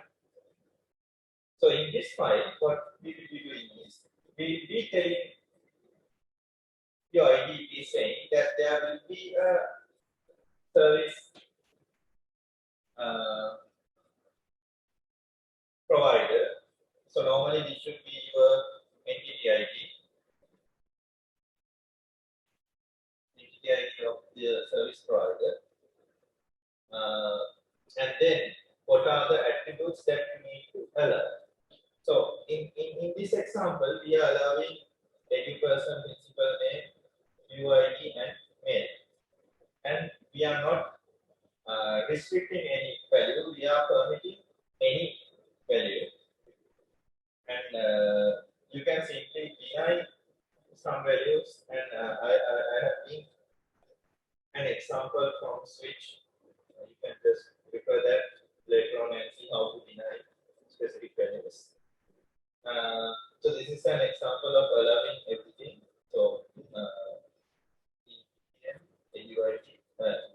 UID and mail allowing for this particular request. So in this case, requester value should so that is the things, that is the main thing you should do from your IDP side. You have to include the metadata, then the filter.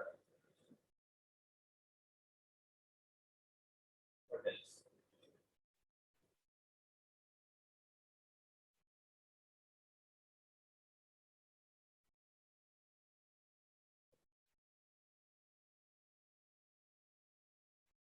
So from your IDP side, if you are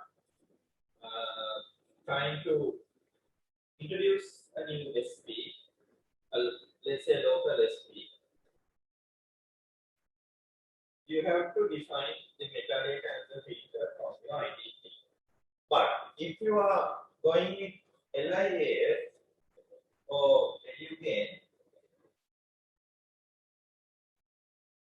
you don't have to do that because the settings are already there in your IDP configuration.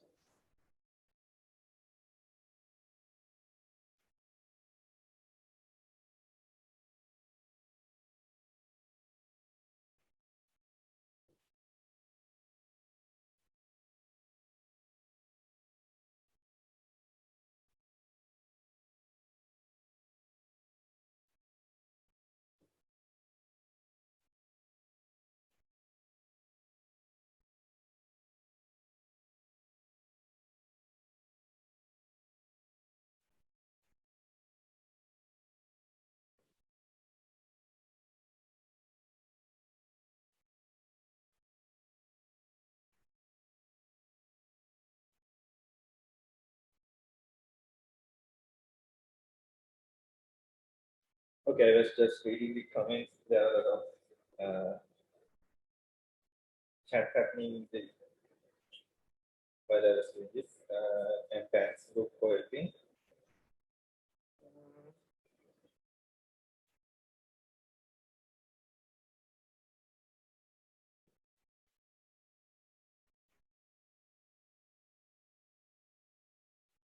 And for the SJP issue,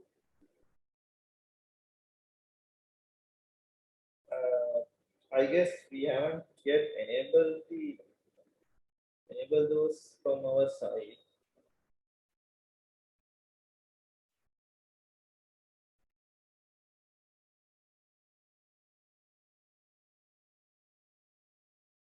Yeah, so for SJP, there's a service called English,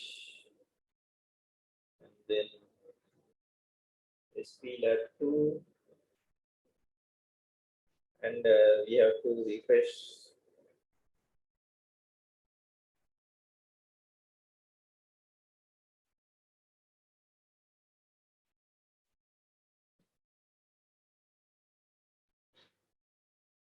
So normally when you apply for the membership, we ask you to wait for maybe a day or two to get all these IDPs or all the service providers synced with the metadata, maybe one or 2 days, because once if it is not synced, then it won't work. So that is why some of you are seeing your metadata is being detected or some errors like that. Okay. SJP people, can you restart your IDP server and see, because I just updated the metadata signing or the metadata of our federation, because metadata signing or the trusting the metadata of the federation is again done in a loop, so it runs every 6 hours or maybe once a day. So I'm running the script manually to do that, so that is why it takes time.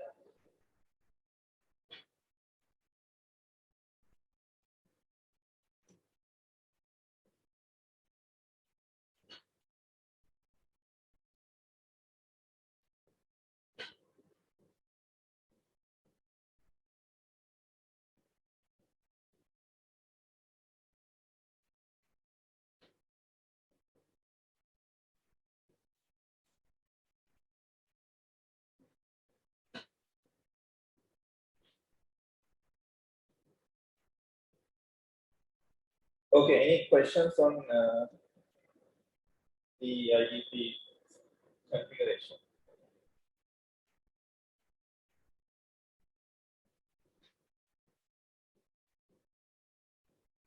SP configuration. For the explanation. So, Chandra was asking how to restrict for single IDP. So, that is on the sites. You can just refer to the sites. You have to mainly change few lines in your service provider configuration and then include the metadata of your IDP and include the same metadata, include the service provider metadata back from the IDP and allow attribute filters. So that is one of the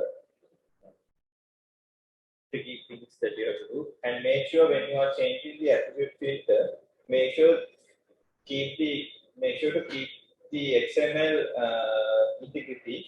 Otherwise, you will get errors when it restarts. So make sure you do the XML writing correctly.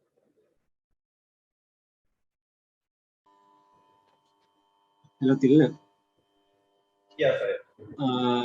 My XML file is not open in Sibylla. Sibylla 2.xml is, it says fatal error something. Which XML file? Sibylla 2.xml. Yeah. Once I open that file, it say there are fatal error with the Sibylla configuration. Can I share my screen? Yeah, sure.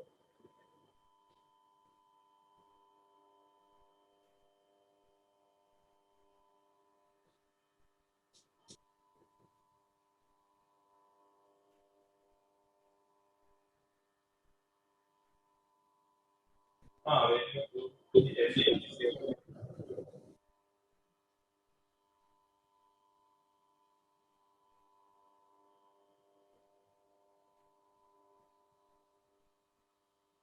can you go back to the footer?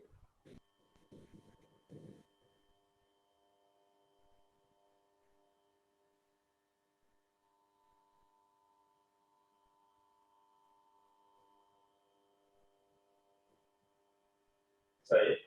Yeah. Can you go back to the cookie? We can't see your cookie. Yeah, yes. Let's just start.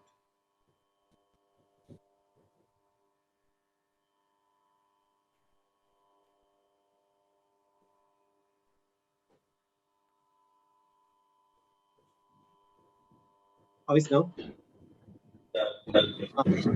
This is what I received. Yeah, it clearly says you are getting an error on line 68. Okay. So the message is no character data is allowed by content model. Did you witness something directly from that GitHub page? No, I didn't think so.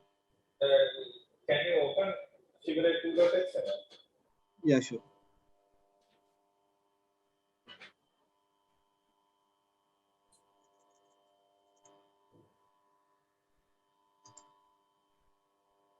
Yeah, now go to line 68.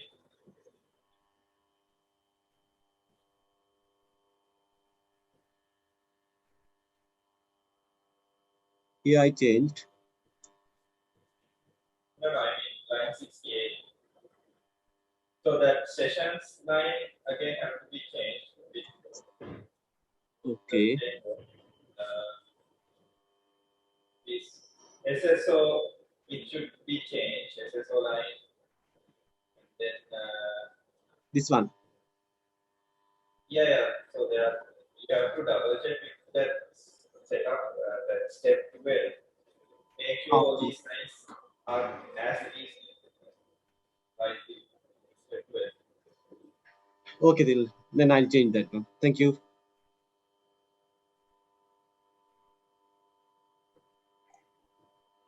And I guess your metadata provider part contains some XML issue. just check that as well, because I saw there was missing spaces on the metadata filter line. Okay, sure.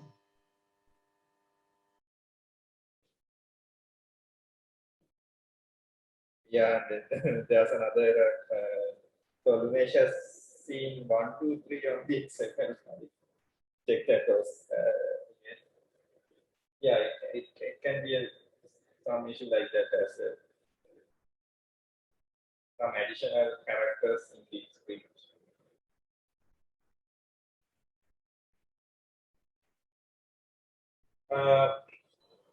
Thank you, Dilna.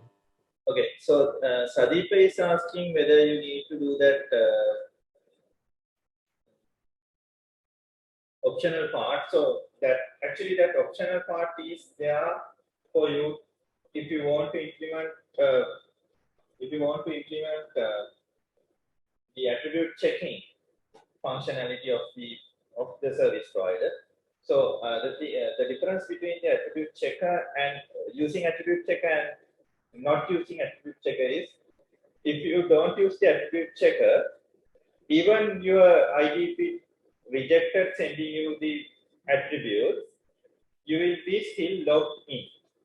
So you will be logged in into the session, but your Shibboleth session will not have those attribute values. But if you do the attribute checking, then from your Shibboleth configuration, it will check whether there are values for those attributes, and if you don't see attribute values, then your Shibboleth instance will tell you that those things are missing. So that is important when you are when you are creating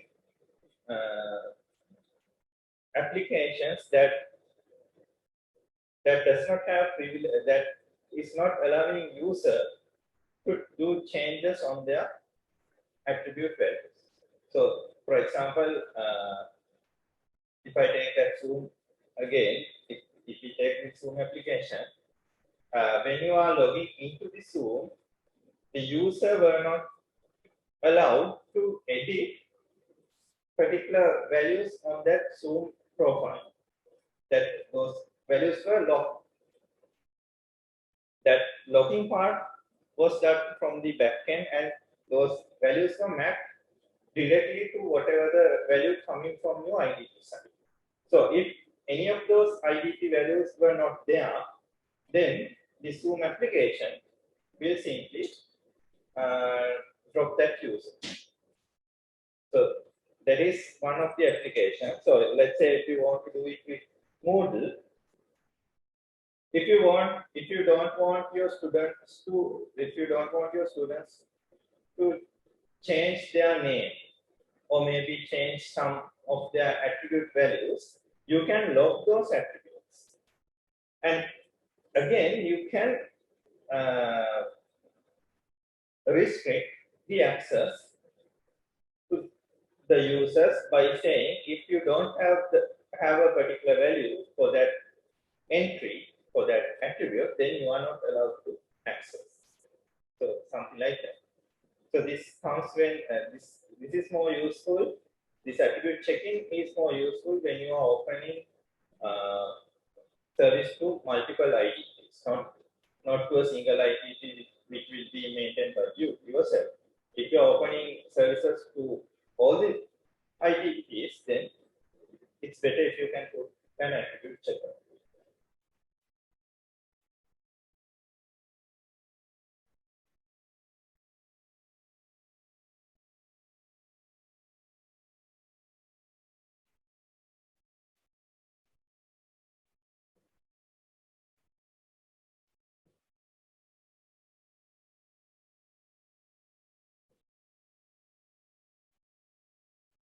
And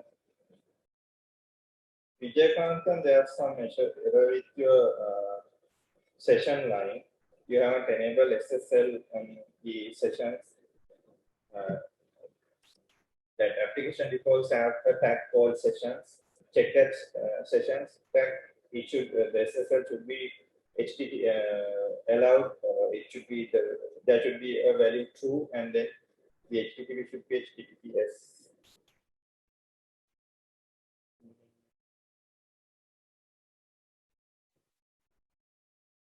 Okay, so Chandani is receiving the unsupported request from the IDP. Please update. Please restart your IDP server. Then it will download the refreshed metadata from layout. Then your IDP will recognize the service provider.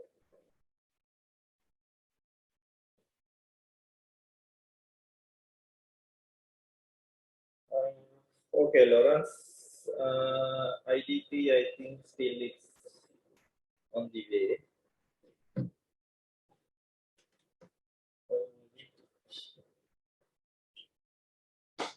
Shashi and Lawrence.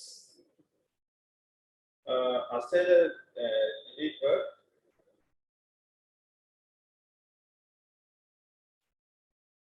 Okay, so Asel is asking what you should put as SSO entity ID. So your SSO entity ID will be something like your domain / shipper, the one you entered in that application defaults. So your entity ID will be the whatever the thing that you put here in this location. So it should be your domain name / shipper.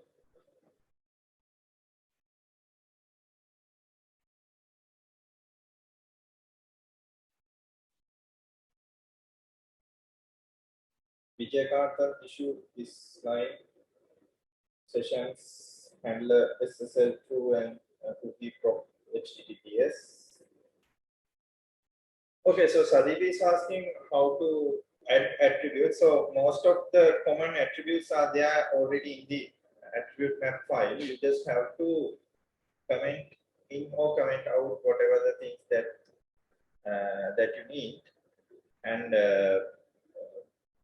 common attribute, it depends on the service. So if you want the given name, you can get the given name.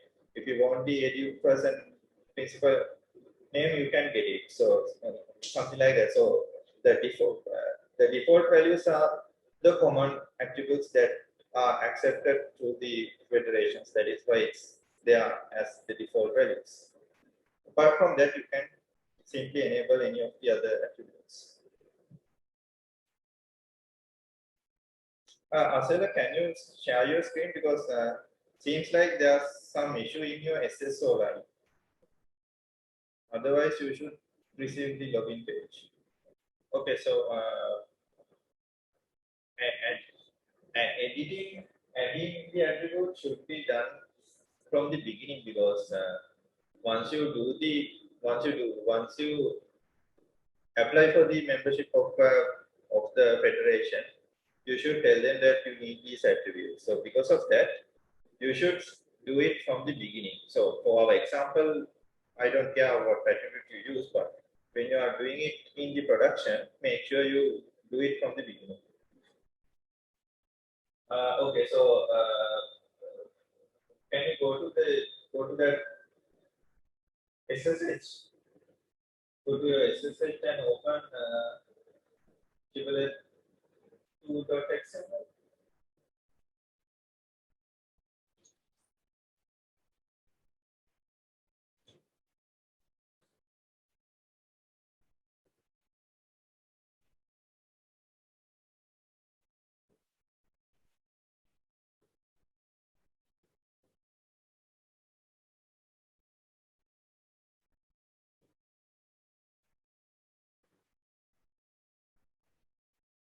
Yeah, just go to that particular file.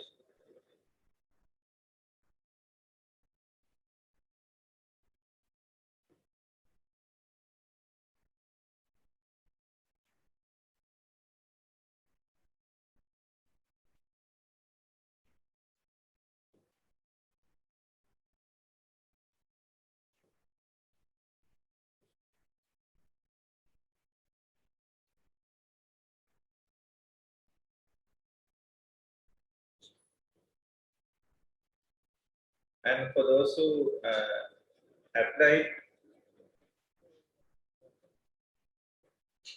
we we restarted the metadata, so you can restart your IDP and see whether it's working.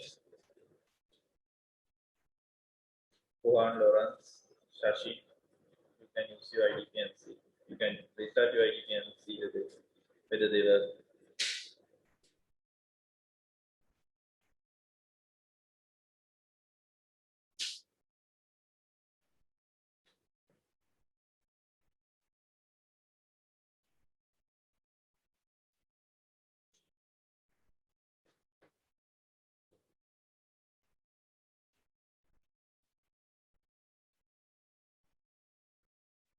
So Kobe, yeah, you should. You will see that error if you don't. If you restart your IDP, please restart your IDP. Then you won't see that error. And Asela, you should not include your own entity ID in that location.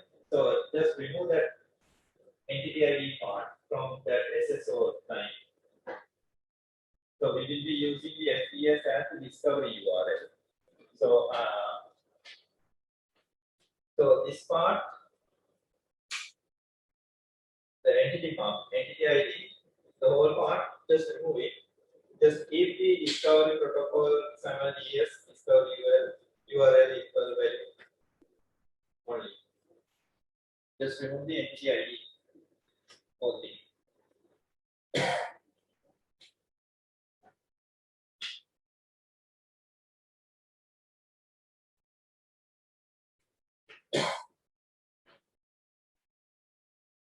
So that entity ID value, you can use that entity ID value if you are using your ID. So in that case, that value should be your IDP's entity ID. So for SJP, it could be something like idp.sjp.ac.lk/idp/shibboleth.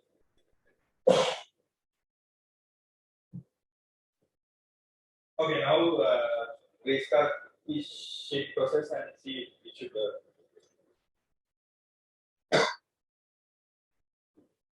So we have enabled around 15 SPs today, so you can check them and see whether they are working with your IDPs. Only thing you have to before trying that, you have to restart your IDP once again. So it doesn't matter you use your own service provider against your own IDP. Try with others as well.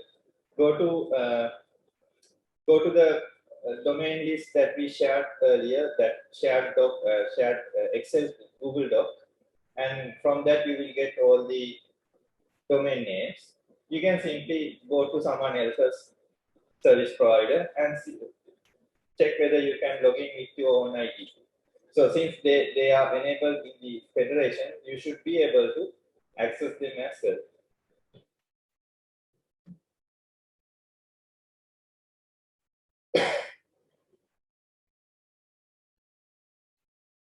Kuhan is asking how to check whether it's working. So you can simply log in and see. Go to your domain name /secure URL, and then it will go to our FTS discovery page. Select your IDP and see whether you can log in. But before checking with your own IDP, restart your IDP. Otherwise, your IDP will give you an error saying that IDP does not recognize your service. We will be uploading these recordings into the system most probably by end of this week, because we have to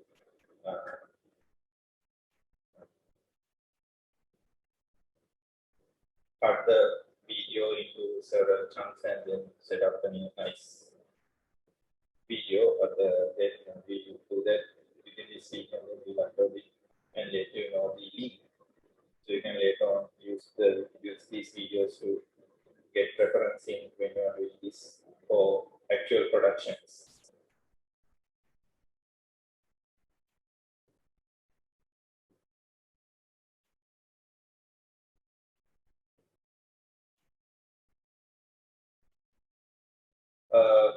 No, Brooke, actually we don't have a mailing list at the moment or even a Slack service. So we'll try to create one of the possible ways, and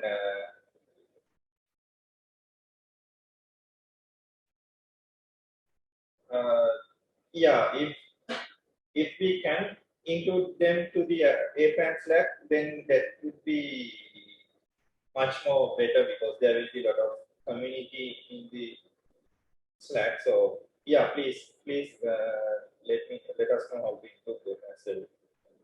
Actually, we can share their email addresses, so we can use our system to send invitation. Yeah, Lumesh, you can hide your server info. It's better to hide your server info, especially from the Apache security side. So it's a better practice if you can do that. And everyone, so Brooke has shared the joining link of APAN Slack.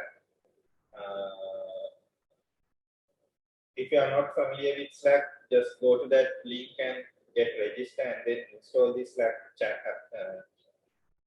Slack application in your computer or your mobile. It's kind of a chatting application for professional purposes.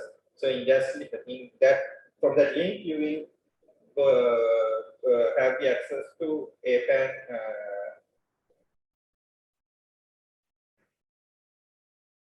Yeah, it will be the IAM task force channel. So you will have access to the IAM task force.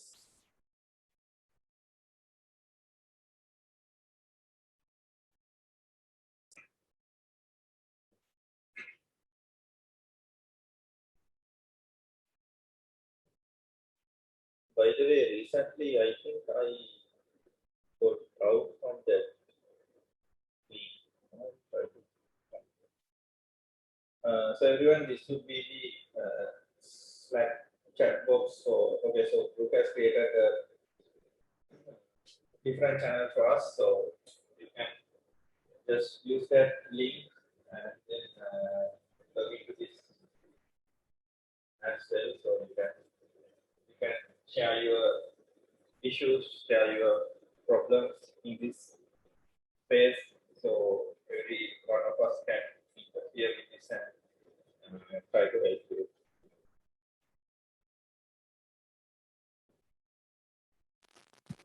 Hello, Mr. Tirina.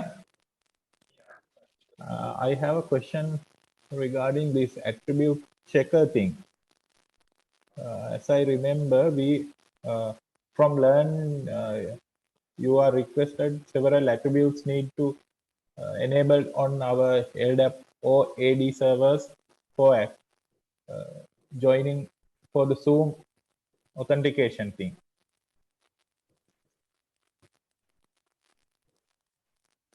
So okay, so yeah, so for the Zoom authentication from the Zoom application, so there's a proxy happening between Zoom and the federation. So on the proxy side, we have enabled few attributes which were on that requirement list when we asked you to install the setup for Zoom. So yeah. there were several other requirements as well. So actually, those were the mappings for the Zoom. So what it does is it takes the attribute values from the IDP side and then send it back to Zoom. Okay. Actually, currently we are only enabled that particular attributes. When I check that attribute checker with the new SP servers, in my thing it says login failed due to the missing user attributes. Yeah. So we have to modify that attributes in yeah. So in the attribute checker configuration, I think I explained this again back to Lumesh before the before we stop for lunch. So the second step on the optional part, the second step, the attribute checker configuration.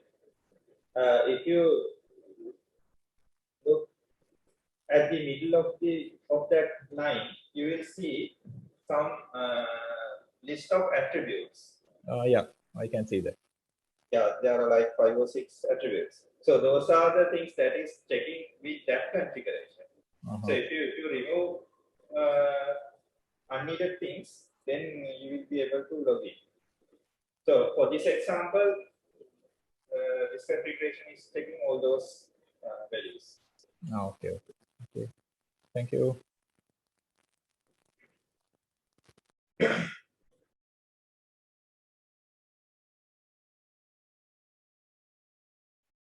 And Renuka, that line overall configuration is loadable and check for errors on console. If you see that, it means you don't have errors.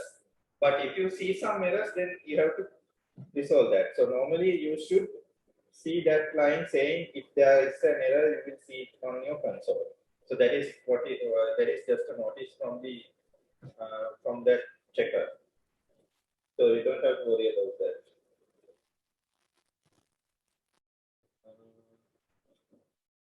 Shashi, can you share your screen because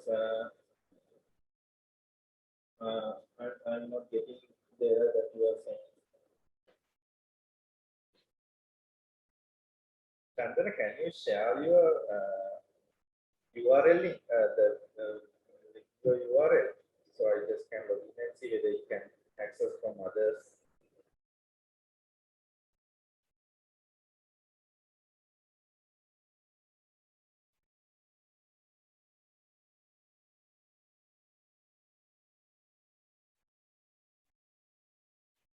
No, I need the login website URL.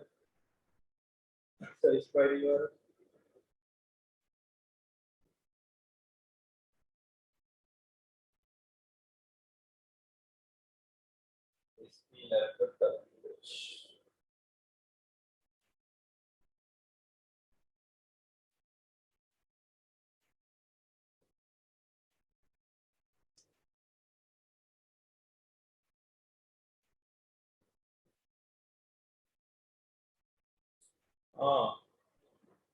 Okay. So you include the you include the federation metadata.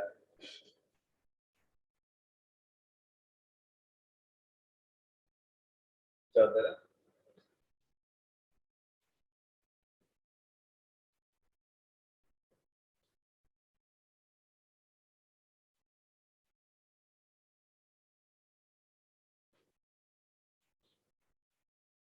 Chandana. Can you show us the shiplet 2.xml?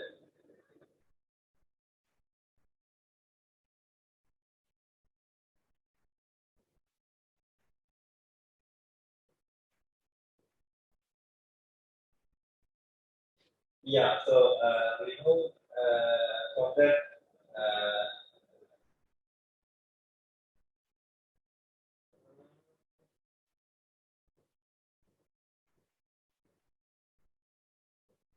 So on the SSO part, you have included your entity ID.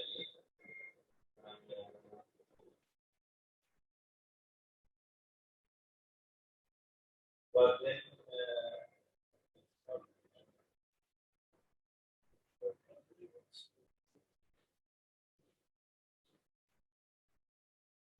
okay, so the thing here is if you enter both entity ID and the discovery URL, so what will happen is your entity ID will get your IDP entity will get the preference and it will directly go to the login. So that is why you are directly going there. You can remove that entity ID and the URL from that line, and then it will go to the FPS discovery. But your IDP is rejecting you because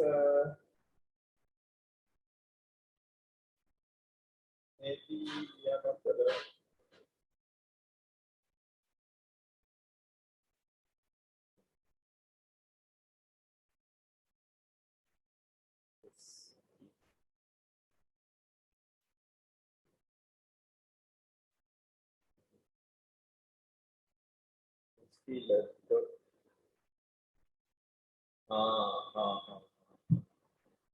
Okay, I found the issue.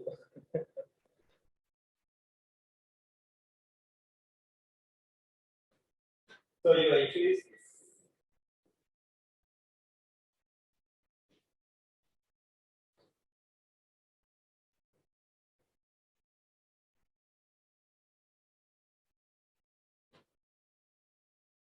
Can you see the? It's rgh.sc.lk. It should be ac.l.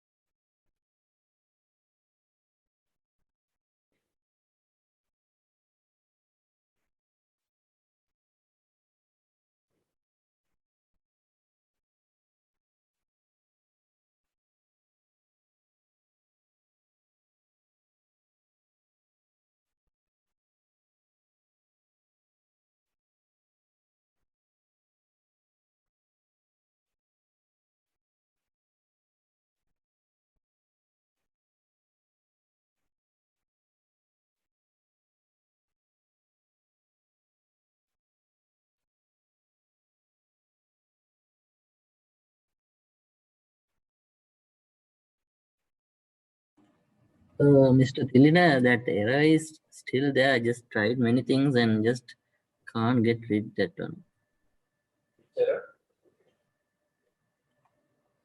Yeah, sure.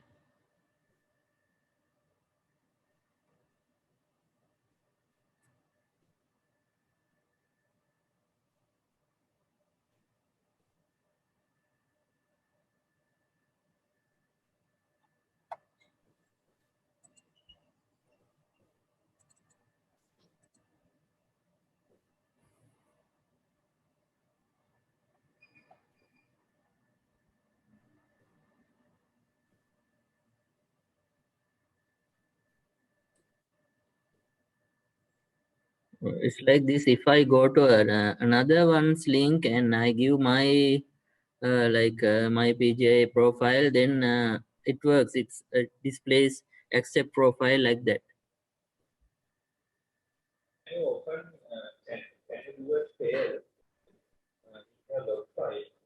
Shipper of using var log shipper, and then can you go to var log shipper and then Okay.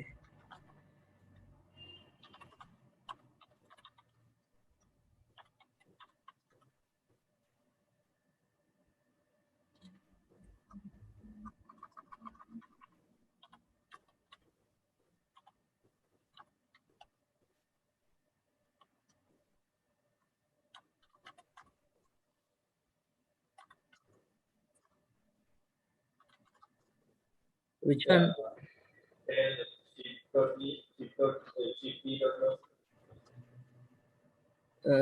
SHIBD log. That one?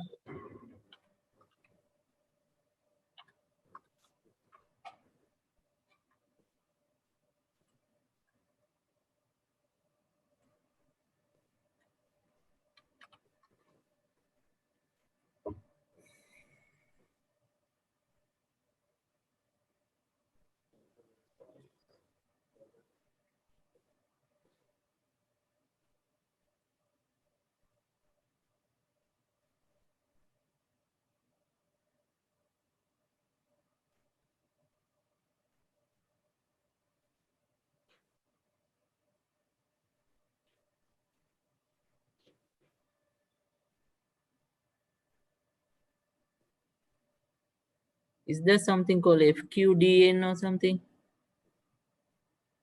yeah, FQDN is your domain name.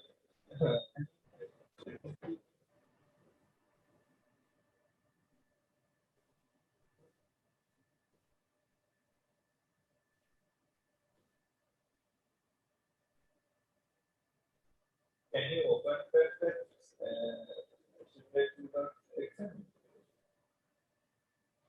shiplet.xml? Shibboleth XML. Yeah, shiplet.xml.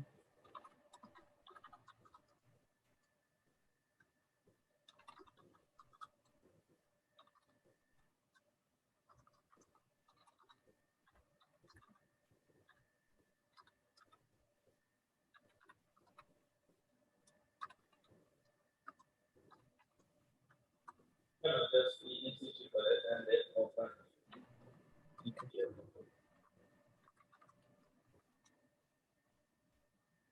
No, not LS. That's this one. Just initial shiplet. No, shiplet. Now open shiplet 2.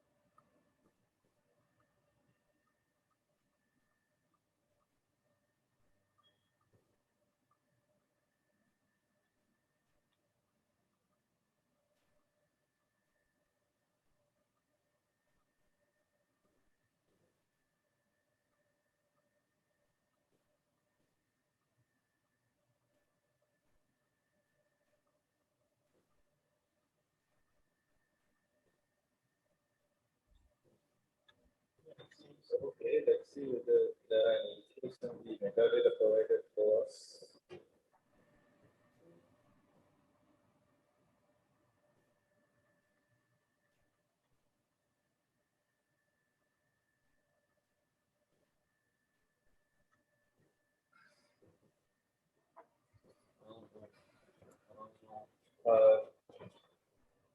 Sir, can you put that metadata page? If that SV file.lab from your browser, go back to that metadata page, metadata file. Metadata file. Okay. File means the file you downloaded. Okay. No, I mean re-download it. Don't use that.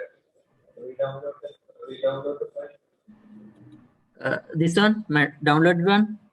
Yeah, just keep it there. Just re-download it. Don't open it. Sorry, I can't hear. No. Re-download that file. Re-download that file. Okay. Yeah, Then again register. No, just re-download. Let's see. Okay. Because I can't see your certificate details on the register. Okay. So need to how to download that. Uh, 15.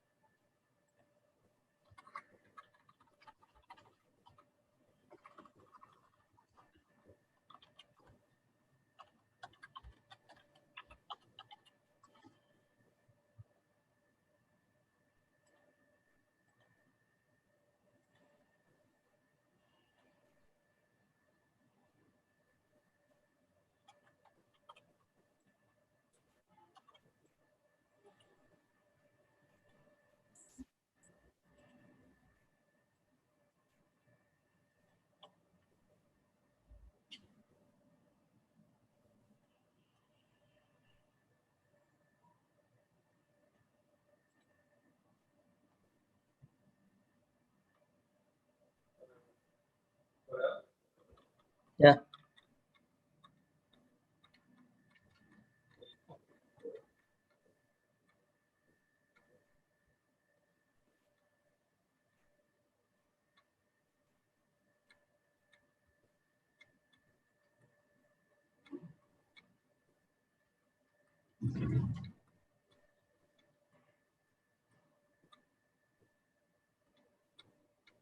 Okay, so we'll remove that entry from our side, and then Vatsala, can you again enter those enter that Metadata. attributes? Okay. Right. Because seems like there's some issue with the previous entry. Okay. Right. That happens because we didn't check any of your content. We just allowed everything. That's why it's errors. I register again with this metadata. Okay. Yeah, reapply using the new metadata. Okay. Take the whole thing.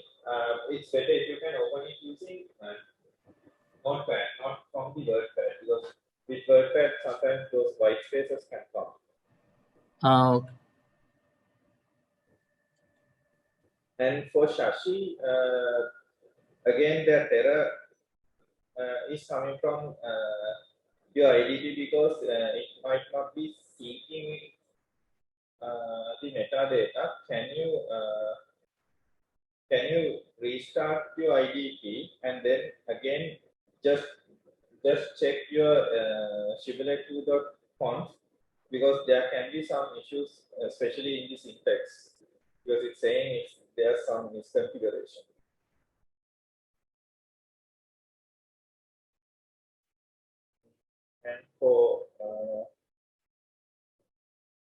And for Wuhan's issue,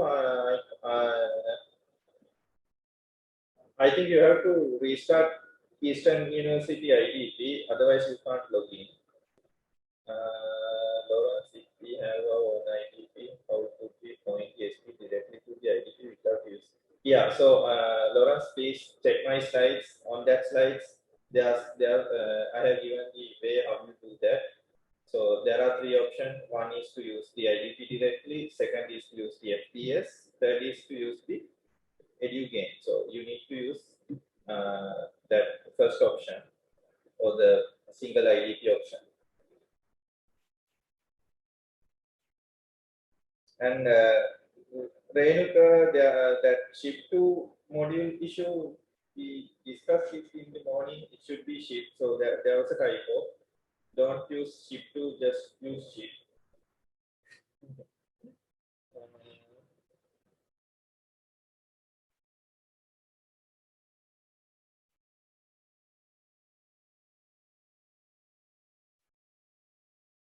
Okay, guys, since we are just reaching 3 p.m., we have to close the session at 3 because we have to provide this location there. For Chandana and Vatsala, you have to reapply to the federation because we removed both of your existing SPs. For Chandana, there was an error on the entity ID from the registry. We can't change those values. We have to remove it completely because it's the unique value. So we have to remove that. So Chandana, you have to reapply with your metadata, correct metadata. Make sure there's no character mistakes. Vatsala again do the same. Yeah, Chandana, go ahead. Yeah, then in the registration form, SAML entity ID should be our IDP, no?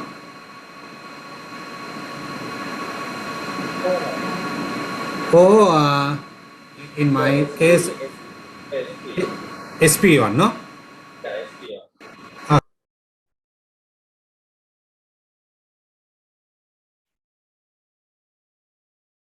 I'll do it again from the beginning to upload the metadata. Okay, thank you. Vijayakant, you have to restart your IDP, otherwise it won't work. So I'll just quickly And guys, just wanted to introduce few phases. Here for me again, for you, you have to restart your IDP. So you can see our setup here. It's kind of a mess. Actually, there are several cameras, several lights, and just wanted to introduce the faces behind that black TV. They can't see.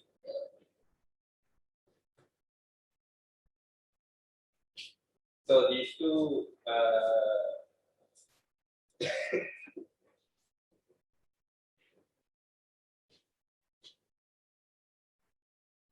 So these two is the new faces with us, Juan and DP. So they will be helping you. DP will do the related jobs, and Juan will be doing the video ID and Zoom administrative part. Technical things still will be done by Dara. So just showing you those spaces because we thought introducing them to you would be much more better at this time. Okay, guys. So you can see the environment as well.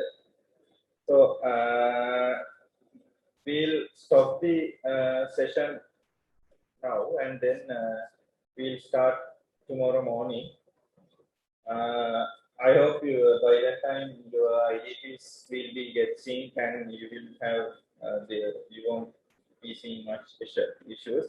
If you see issues, just check the shibboleth 2.xml for errors, because it is the main place that you will see errors. And again, if you have access to fcart.ac.lk, just log into that and see what you can find from your SP.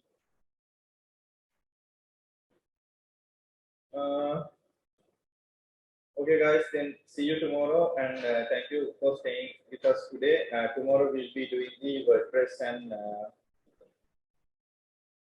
Moodle installation, not the WordPress and Moodle installation, but the shibboleth integration part. So better if you can do the WordPress and Moodle installations beforehand. So by tomorrow morning, better if those are there, because I won't be giving you any instructions on how to do the WordPress installation or how to do the Moodle installations. They are not there in our guides. Okay, guys, then thanks, and see you tomorrow morning. Bye. Okay, thank you, Tilna. Thank you, all of you from LAN. And thanks, group, for helping us.